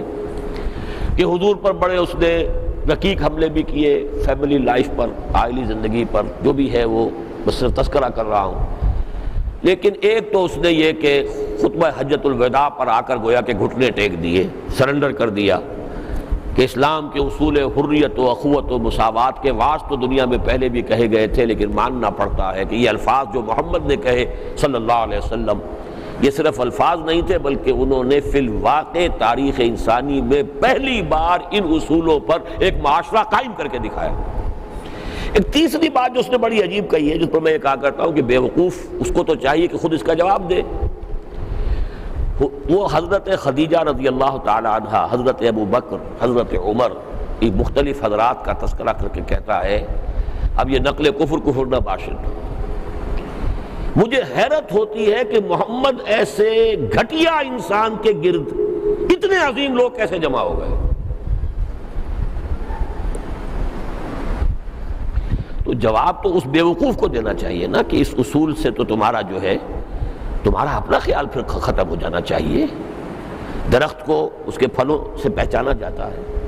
اس اعتبار سے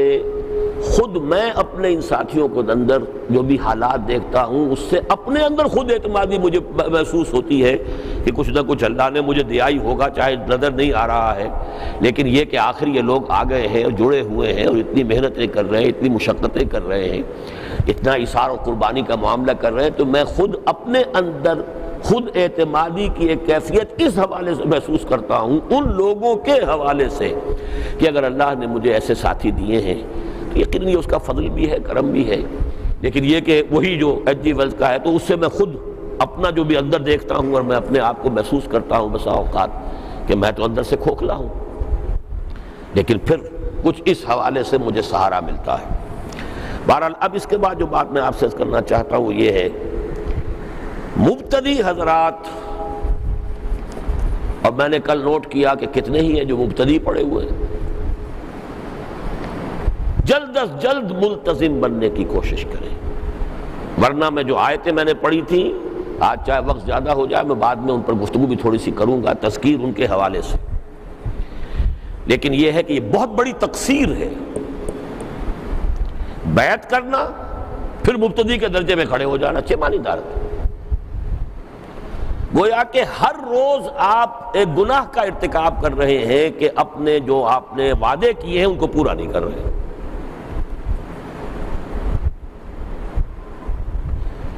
تو مبتدی حضرات جلد از جلد ملتزم بنے، جو بھی تقاضا ہے اس کا پورا کریں۔ ملتزم حضرات، جیسا کہ میں نے عرض کیا تھا، ہر ملتزم رفیق نقیب بننے کی فکر کرے، یہ نہ سمجھے کہ اس میں تو پھر گویا کہ وہ اپنے لیے کوئی عہدہ اور منصب کا طالب ہو گیا، بری شے نہیں۔ مطلب کیا ہے، اپنا اسرہ پیدا کرے، دعوت کے ذریعے سے ہر شخص اپنی جگہ پر ایک داعی بن جائے، 4-5 رفقا اپنے پیدا کرے، اپنی دنیا آپ پیدا کر اگر زندوں میں ہے، سر آدم ہے ضمیر کن فکاں ہے زندگی، اپنا اسرہ بنائیے، اور یہی گویا کہ آپ کا ٹارگٹ ہوگا۔ آپ اپنے آپ کو ایسس کر سکیں گے کہ آپ میں کچھ ہے کہ نہیں ہے، برابر ہر چیز اندر سینہ داری، اگر وہ لگن ہے، وہ کمٹمنٹ ہے، اگر وہ آپ کو اس کے طریقہ کار سے بھی پورا اطمینان ہے، تو پھر آپ کو ہم خیال بنانے چاہیے، ساتھی بنانے چاہیے۔ آپ 10 پر محنت کیجئے، 4 تو نکلیں گے۔ تو ہر مبتدی رفیق ملتزم بنے جلد از جلد، ہر ملتزم رفیق نقیب بننے کی فکر کرے کہ اپنا اسرہ کریٹ کرے، اور ہر شخص داعی کی حیثیت اختیار کرے۔ یہ ہماری جو قرارداد تاسیس ہے تنظیم اسلامی کی 1967 کی، اس کا وہ حصہ ضرور بار بار پڑھتے رہنا چاہیے۔ چھوٹا سا داعی، چھوٹا سا چراغ اپنے ماحول میں دعوت کا۔ البتہ اس میں ایک بات بھی، اس میں بھی ایک احتیاط کی ضرورت ہے۔ جو شخص ذاتی سطح پر کوئی دعوت کا کام کر رہا ہو، اس کے جملہ وسائل و ذرائع اسے خود فراہم کرنے چاہیے۔ اس میں رفقا سے اعانت بالقوہ تو ہو سکتی ہے، اعانت بالمال نہیں۔ میری بات سمجھ رہے آپ؟ آپ اپنے ایک محلے کے اندر ایک کام اپنی ذاتی سطح پر شروع کرنا چاہتے ہیں، اب اس میں آپ کے اپنے پیسے سے کام شروع ہونا چاہیے۔ دوسرے ساتھیوں سے آپ وہی جو حضرت ذوالقرنین کا قول آیا ہے، اعینونی بقوہ، جب کہا تھا وہ یاجوج ماجوج کے حملوں سے بچنے کے لیے ہمارے لیے ہم خراج دیا کریں گے آپ کو، اور آپ ہمارے لیے کوئی سد بنا دیجئے، ما مکنی ربی فی، کچھ اس طرح کے الفاظ، خیر میرے پاس وہی بہت کافی ہے جو میرے رب نے مجھے دے رکھا ہے، فاعینونی بقوت۔ تو دوسرے ساتھیوں سے اس لیے کہ کوئی تعاون مالی حاصل کرنا انفرادی سطح پر، یہ پھر ایک بہت بڑے فتنے کی بات بن جائے گی، اس کا حساب کتاب کہاں ہوگا؟ مالی تعاون کا معاملہ تنظیمی چینلز کے تھرو ہونا چاہیے۔ اسرے کا کام ہے، اسرے کی سطح پر اس کا پروگرام بنا ہے، اس میں اسرے کے جو بھی جمع ہوا ہے پیسہ وہ خرچ ہونا چاہیے، حساب ایک ایک پیسے کا۔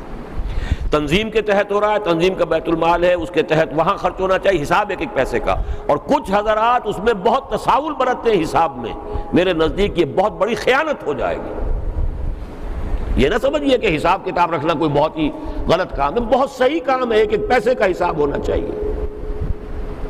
اس لیے کہ یہ امانت ہے آپ کے پاس۔ اب باقی یہ کہ آپ انفرادی طور پر اللہ تعالیٰ جس کو جو بھی توفیق دیتا ہے وہ کام کرتا ہے،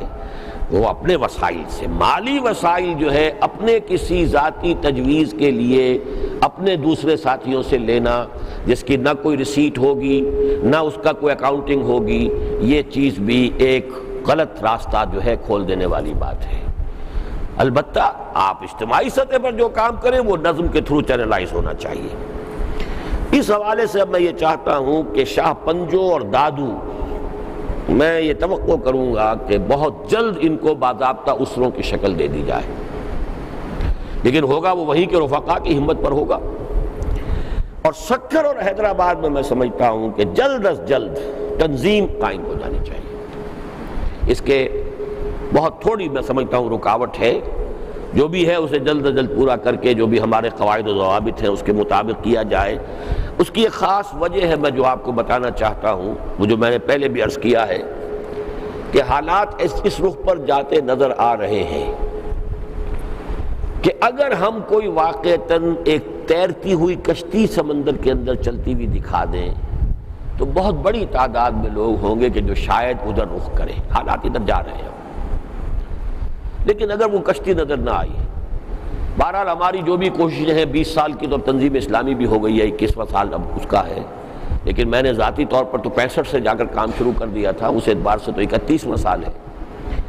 ایک چھوٹی کشتی بنی تو ہے،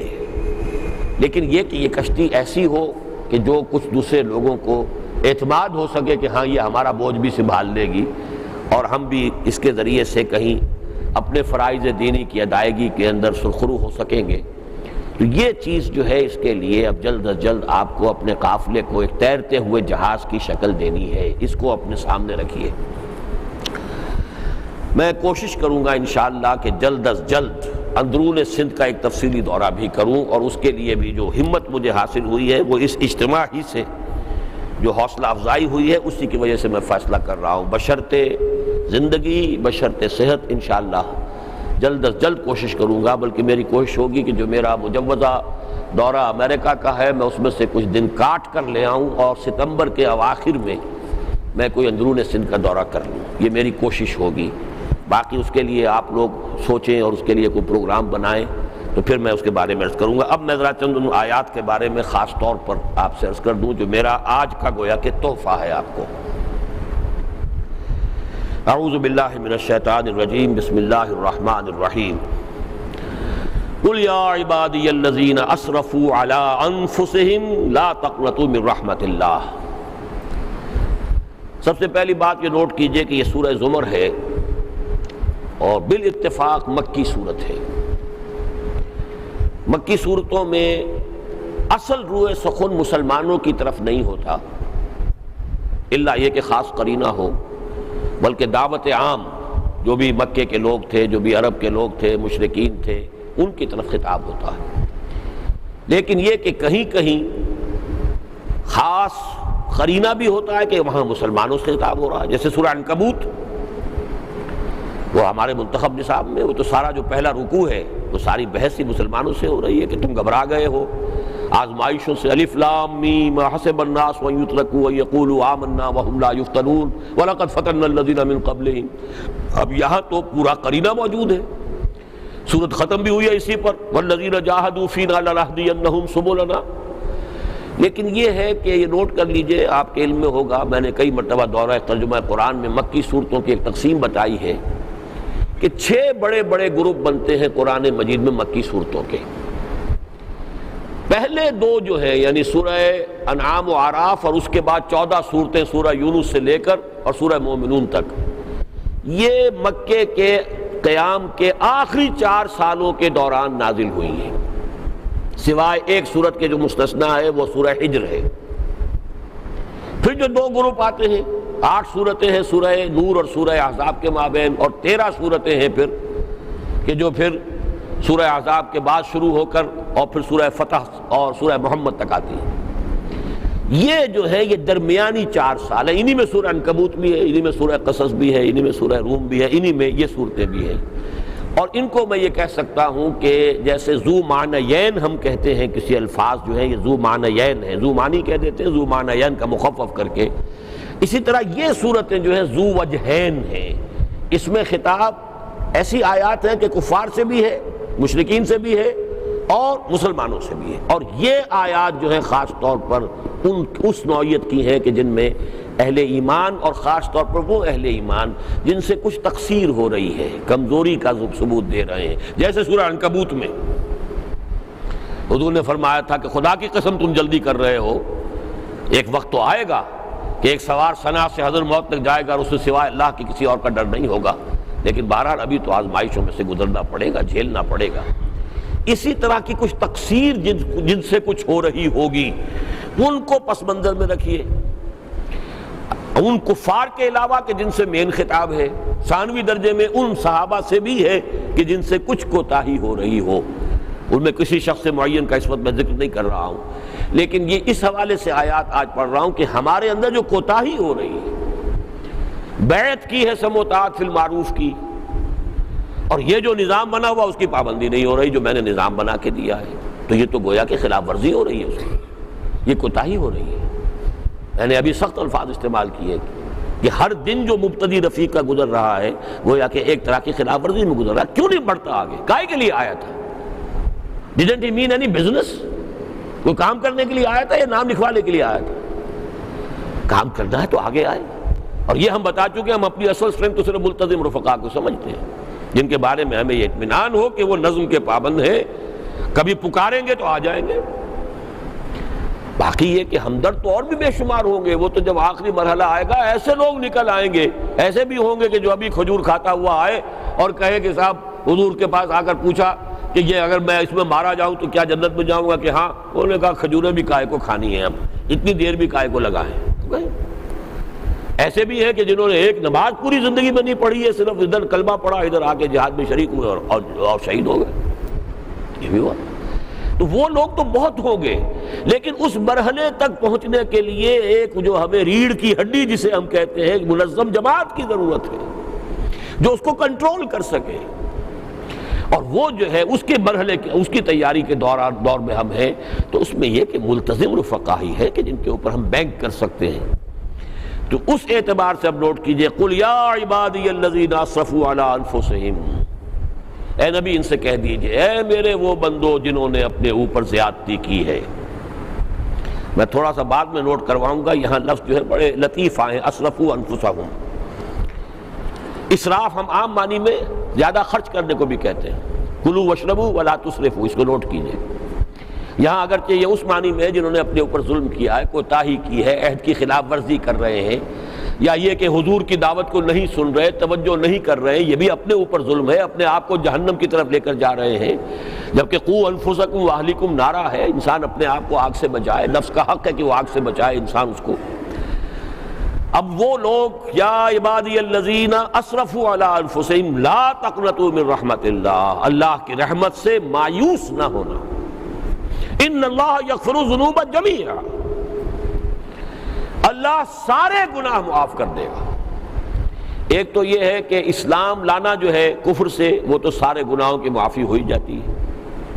لیکن یہ کہ اللہ تعالیٰ کسی مسلمان سے اگر وہ سچی توبہ کرے تو کیا سارے گناہ معاف نہیں کر دیتا؟ باقی شرک کے علاوہ تو گناہوں کی اس نے ویسے بھی امید دلائی ہے کہ شاید بغیر توبہ کے بھی وہ معاف کر دے۔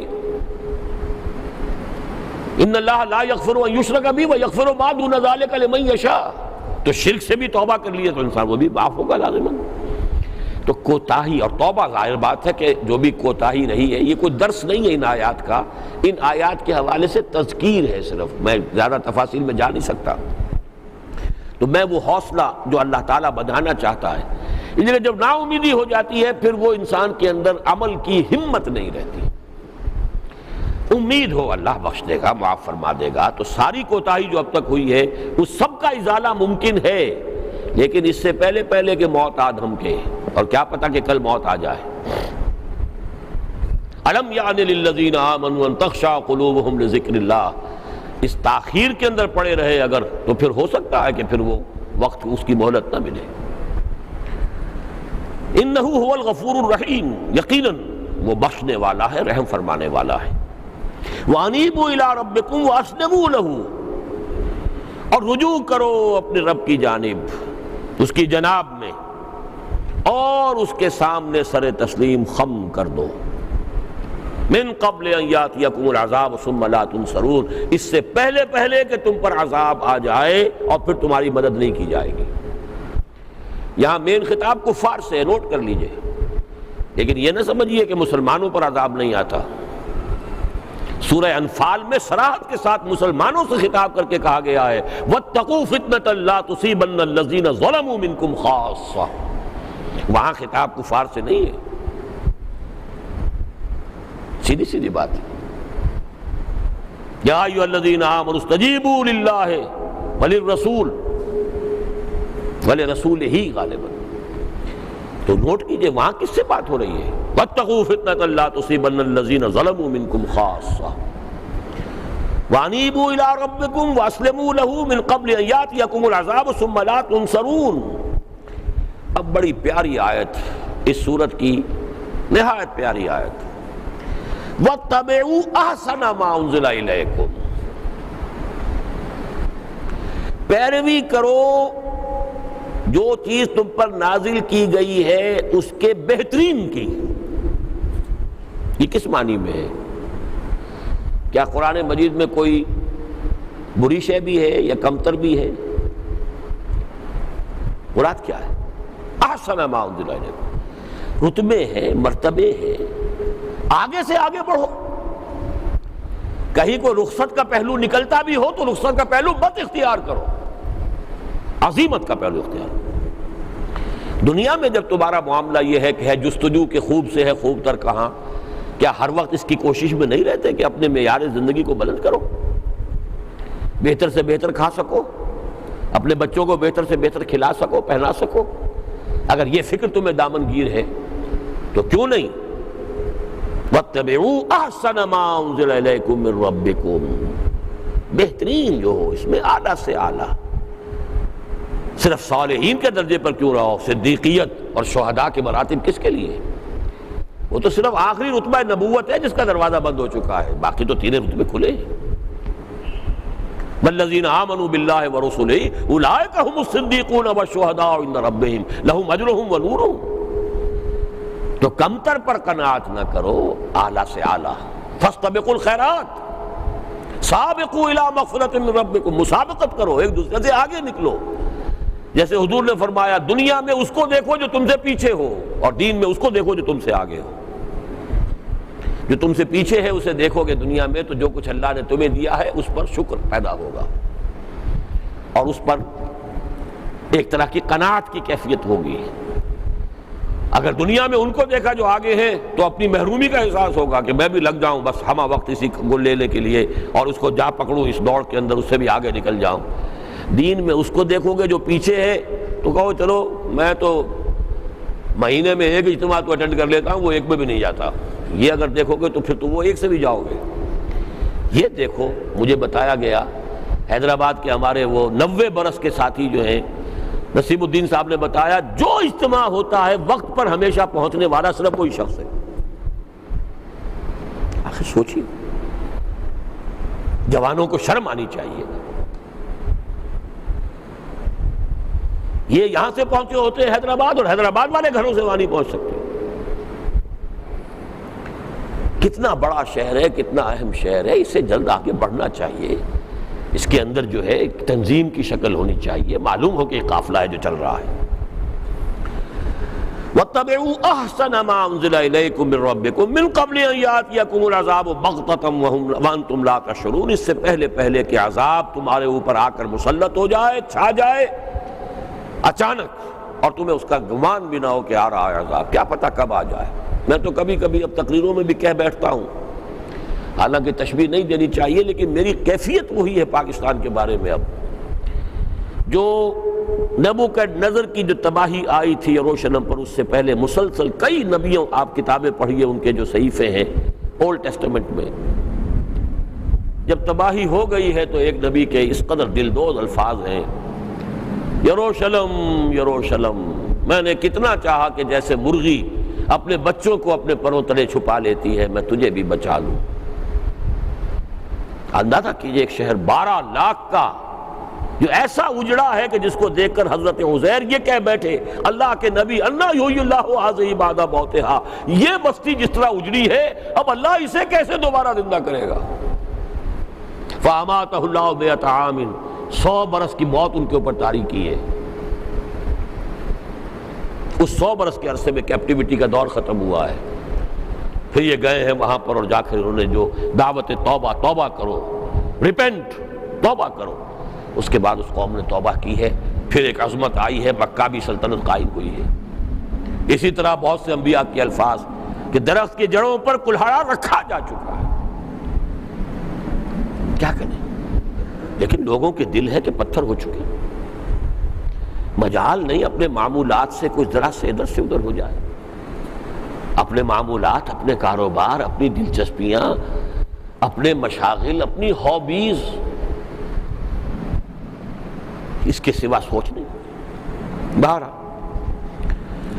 وَاتَّبِعُوا أَحْسَنَ مَا أُنزِلَ إِلَيْكُم مِّن رَّبِّكُم مِّن قَبْلِ أَن يَأْتِيَكُمُ الْعَذَابُ بَغْتَةً وَأَنتُمْ لَا تَشْعُرُونَ۔ اب 3 آیتیں ہیں، یہ تین آیتوں کے 2 گروپ سے یہاں پر نوٹ کیجئے، جیسا کہ میں نے بارہا کہا قرآن مجید میں 3 آیتوں کے سب گروپ بہت جگہ پر ملیں گے۔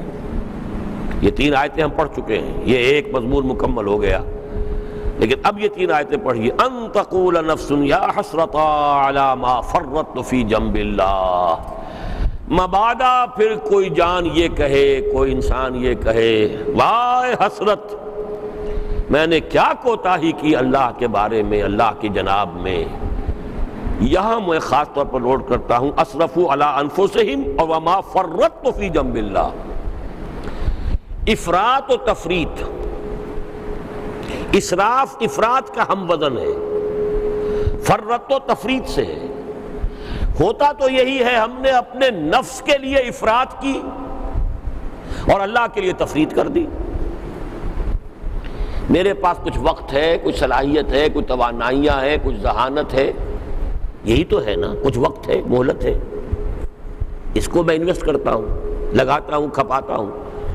کل نفس یغدو فبائع نفسہ فموتقھا وموبقھا۔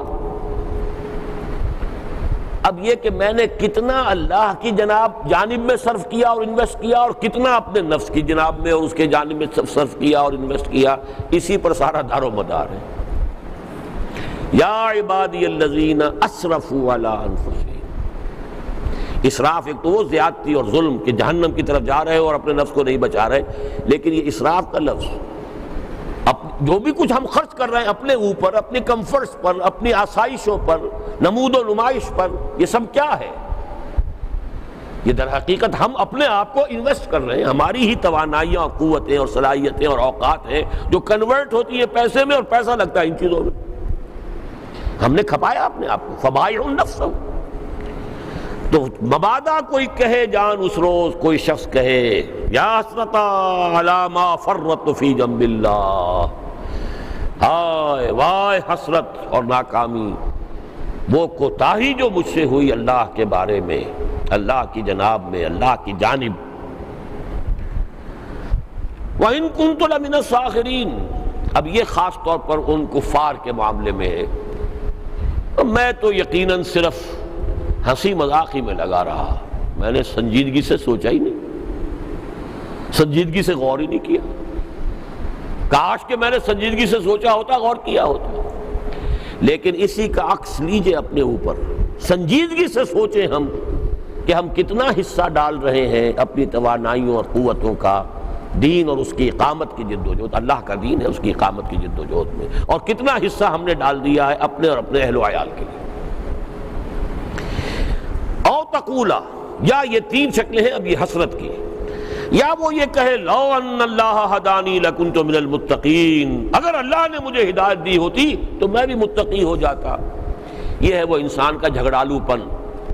اللہ ہی نے ہدایت نہیں دی مجھے۔ شیطان نے بھی اللہ کے ذمہ لگایا، رب فبما اغویتنی، تو نے مجھے اغوا کیا ہے اور تو نے مجھے گمراہ کیا ہے۔ اور یہی بات بڑا خوبصورت واقعہ ہے حضور کی سیرت کا کہ حضور ایک مرتبہ حضرت فاطمہ حضرت علی کے گھر تشریف لائے، بیٹی داماد۔ حضرت علی سوئے ہوئے تھے، یا تو یہ کہ اعلیٰ صبح کا وقت ہوگا کہ تہجد کے لیے نہیں اٹھے، یا کیا کوئی اس طرح کا معاملہ ہوا، تو حضور نے ذرا کچھ سرزنش کے انداز میں فرمایا کہ نماز کیوں نہیں پڑھ رہے ہو؟ حضرت علی نے کہا کہ اگر اللہ مجھے اٹھا دیتا تو میں پڑھ لیتا۔ تو حضور کے بارے میں آتا ہے اس واقعے میں کہ حضور نے پھر جواب تو کچھ نہیں دیا، ایک چھڑی آپ کے ہاتھ میں تھی، وہ آپ اپنی ران پر مارتے ہوئے کہ انسان بڑا جھگڑالو ہے، کان الانسان اکثر شیء جدلا، یہ جدال جو ہے انسان، اب یہ اس طرح کی بات کہ اللہ نے نہیں اٹھایا مجھے، اللہ اٹھا دیتا تو میں پڑھ لیتا وغیرہ۔ تو یہ در حقیقت اسی کو 1000 سے ضرب دے لیجئے تو ایک یہ انداز ہو سکتا ہے کہ کہے کہ لو اننی ہدانی لو ان اللہ ہدانی لکنت من المتقین، او تقولا حین تری العذاب، یا پھر تیسری شکل یہ ہوگی جب عذاب کو دیکھے گا کہ اب آیا، شامت اعمال آ گئی، لو ان لی کرۃ فاکون من المحسنین، کاش کسی طرح میرے لیے دوبارہ لوٹنا ہو جائے دنیا میں، تو پھر تو میں مسلم ہی نہیں محسن بن جاؤں گا، جو سب سے اونچا درجہ ہے، واللہ یحب المحسنین۔ لیکن ظاہر بات ہے کہ پھر کوئی لوٹنے والی بات نہیں ہے، کہیں رجوع نہیں ہے، زندگی بس یہی زندگی ہے، اور اس زندگی سے زیادہ ناقابل اعتماد کوئی شے نہیں ہے، کوئی بھروسہ نہیں کب اچانک ختم ہو جائے۔ بغتتاً کا الفاظ آئے ہیں ان آیات کے اندر بھی، اس لیے کہ وہ قیامت جب آئے گی بغتتاً آئے گی، اور موت بھی جب آتی ہے اکثر و بیشتر بغتتاً آ جاتی ہے، احساس ہی نہیں ہوتا کہ موت آ رہی ہے۔ تو ہمیں جو بھی مہلت ملی ہے، جو بھی فرصت ہے، اس سے بہتر فائدہ اٹھا کر جس چیز کو ہم نے اپنے زندگی کے مقصد کی حیثیت سے شعور کے ساتھ اختیار کیا ہے، اس کے لیے زیادہ سے زیادہ لگن کے ساتھ، دھن کے ساتھ، محنت کے ساتھ، مشقت کے ساتھ آگے اپنے قافلے کو بڑھانے کی فکر کرنی ہے۔ اللہ تعالیٰ مجھے بھی اور آپ کو بھی اس راہ میں استقامت بھی عطا فرمائے، اور ہماری ہمتوں میں اضافہ کرے، ہمارے انفاق مال اور بذل نفس کے اندر ترقی بھی دے اور برکت بھی عطا فرمائے۔ اقول قولی ھذا واستغفر اللہ لی ولکم ولسائر المسلمین والمسلمات۔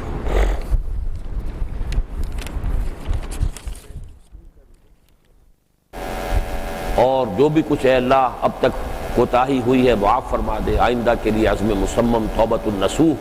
کہ آئندہ تیرے کسی حکم کی خلاف ورزی نہیں کروں گا۔ نمبر 2، پھر اللہ سے ایک عہد ہے، انی اعاہد اللہ، میں اللہ سے عہد کرتا ان اہجر کل ما یکرہہ، کہ ہر اس چیز کو چھوڑ دوں گا جو اسے ناپسند ہے، واجاہد فی سبیلہ جہد استطاعتی، اور اس کی راہ میں جہاد کروں گا اپنے مقدور بھر۔ اور اس کا مفہوم کیا ہے، اس کی وضاحت آگے ہے، وَأُنفِقَ مالی، اپنا مال بھی خرچ کروں گا، وَأَبْذُلَ نَفْسِي، اور اپنی جان بھی کھپاؤں گا، لِإِقَامَتِ دِینِهِ، اس کے دین کو قائم کرنے کے لیے، وَإِعْلَاءِ کَلِمَتِهِ، اور اس کے کلمے کو سربلند کرنے کے لیے۔ یہ عہد اللہ سے ہے۔ وَلِأَجْلِ ذَلِكَ، اور اس مقصد کے لیے أُبَايِعُكَ، یہ بیعت آپ کی مجھ سے ہوگی، اور پھر اطاعت کرنی ہوگی بشرطے کہ وہ شریعت کے خلاف ہو۔ اگر شریعت کے اندر ہے تو پھر مسلم خواہ مشکل والیسر، خواہ آسانی ہو، والمنشد، خواہ اپنی ذاتی طبیعت آمادہ ہو، والمکر، خواہ اپنی طبیعت پر جبر کرنا پڑے، وعلی اصابت علیہ، خواہ مجھ پر دوسروں کو ترغیب نہیں دیتا ہے۔ یہ نہیں کہوں گا میں پرانا خادم ہوں، آپ نے مجھے مدیر نہیں بنایا ہے، والد کو بنا دیا، نہیں، یہ اختیار بھی میرا رہے گا، آپ کو اس پر اعتراض کا حق نہیں ہوگا۔ وعلیٰ اللہ، منافع نمرہ لہو، اور جنہیں ذمہ دار بنا دیں گے ان سے بھی جھگڑوں گا نہیں، ان کا بھی کہنا مانوں گا، اطاعت کروں گا، تعاون کروں گا۔ وعلیٰ نقول بالحق اینما کنت، البتہ حق بات، صحیح بات، اپنی رائے، اپنا مشورہ وہ ضرور پیش کروں گا جہاں کہیں بھی ہوگا۔ لا خاف فی اللہ لومۃ لائم، اللہ کے معاملے میں، اللہ کے دین کی استقامت کی جد و جہد کے ضمن میں کسی ملامت کرنے والے کی ملامت کی پرواہ نہیں کروں گا کہ کوئی کیا کہہ دے گا، میں نے ایسی بات کہہ دی، جو بات میرے نزدیک حق ہوگی وہ کروں گا۔ یہ بیعت ہے۔ اب یہ الفاظ آپ میرے ساتھ دہراتے جائیے۔ بسم اللہ الرحمن الرحیم، اشہد ان لا الہ الا اللہ وحدہ لا شریک لہ، واشہد ان محمدا عبدہ ورسولہ صلی اللہ علیہ وسلم، استغفر اللہ ربی من کل ذنب واتوب الیہ توبۃ نصوحا، انی اعاہد اللہ ان اہجر کل ما یکرہہ واجاہد فی سبیلہ جہد استطاعتی وانفق مالی وأبذل نفسي لإقامة دينه وإعلاء كلمته ولأجل ذلك أبايعك على السمع والطاعة في المعروف في العسر واليسر والمنشد والمكره وعلى أصابه علي وعلى أن لا أنازع الأمر أهله وعلى أن أقول بالحق أينما كنت لا أخاف في الله لومة لائم. میں نے آپ کی بیٹھ قبول کی، اللہ تعالیٰ آپ کو طاقت دے پورا کرنے کی توفیق عطا فرمائے. دعا الحمدللہ الذی ہدانا لہذا وما كنا لنهتدي لولا ان هدانا اللہ. ربنا لا تزغ قلوبنا بعد إذ هديتنا وهب لنا من لدنك رحمة إنك أنت الوهاب. اللهم اغفر لنا ذنوبنا وكفر عنا سيئاتنا وتوفنا مع الأبرار. اللهم اغفر لنا ولإخواننا الذين سبقونا بالإيمان ولا تجعل في قلوبنا غلا للذين آمنوا ربنا إنك رؤوف رحيم. اللهم وفقنا لما تحب وترضى. اللهم وفقنا نجاهد في سبيلك بأموالنا وأنفسنا.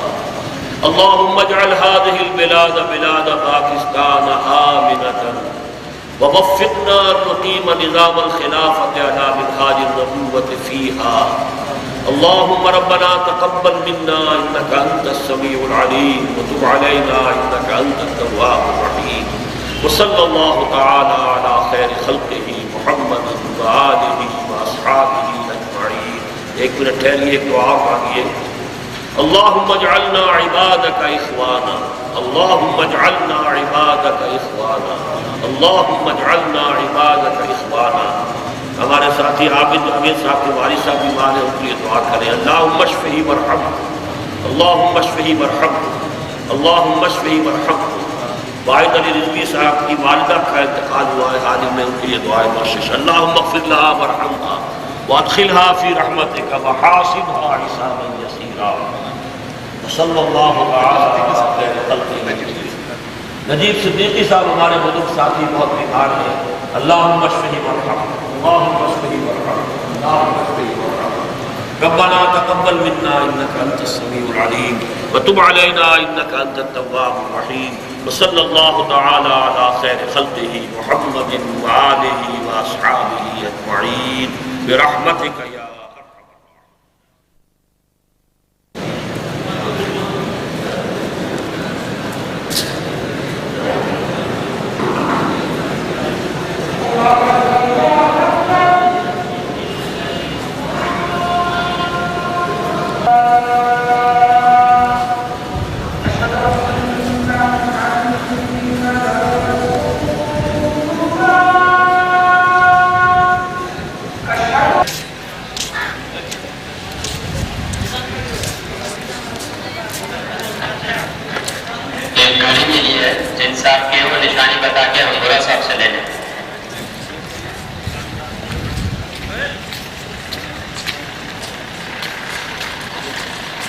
گھڑی جلا کے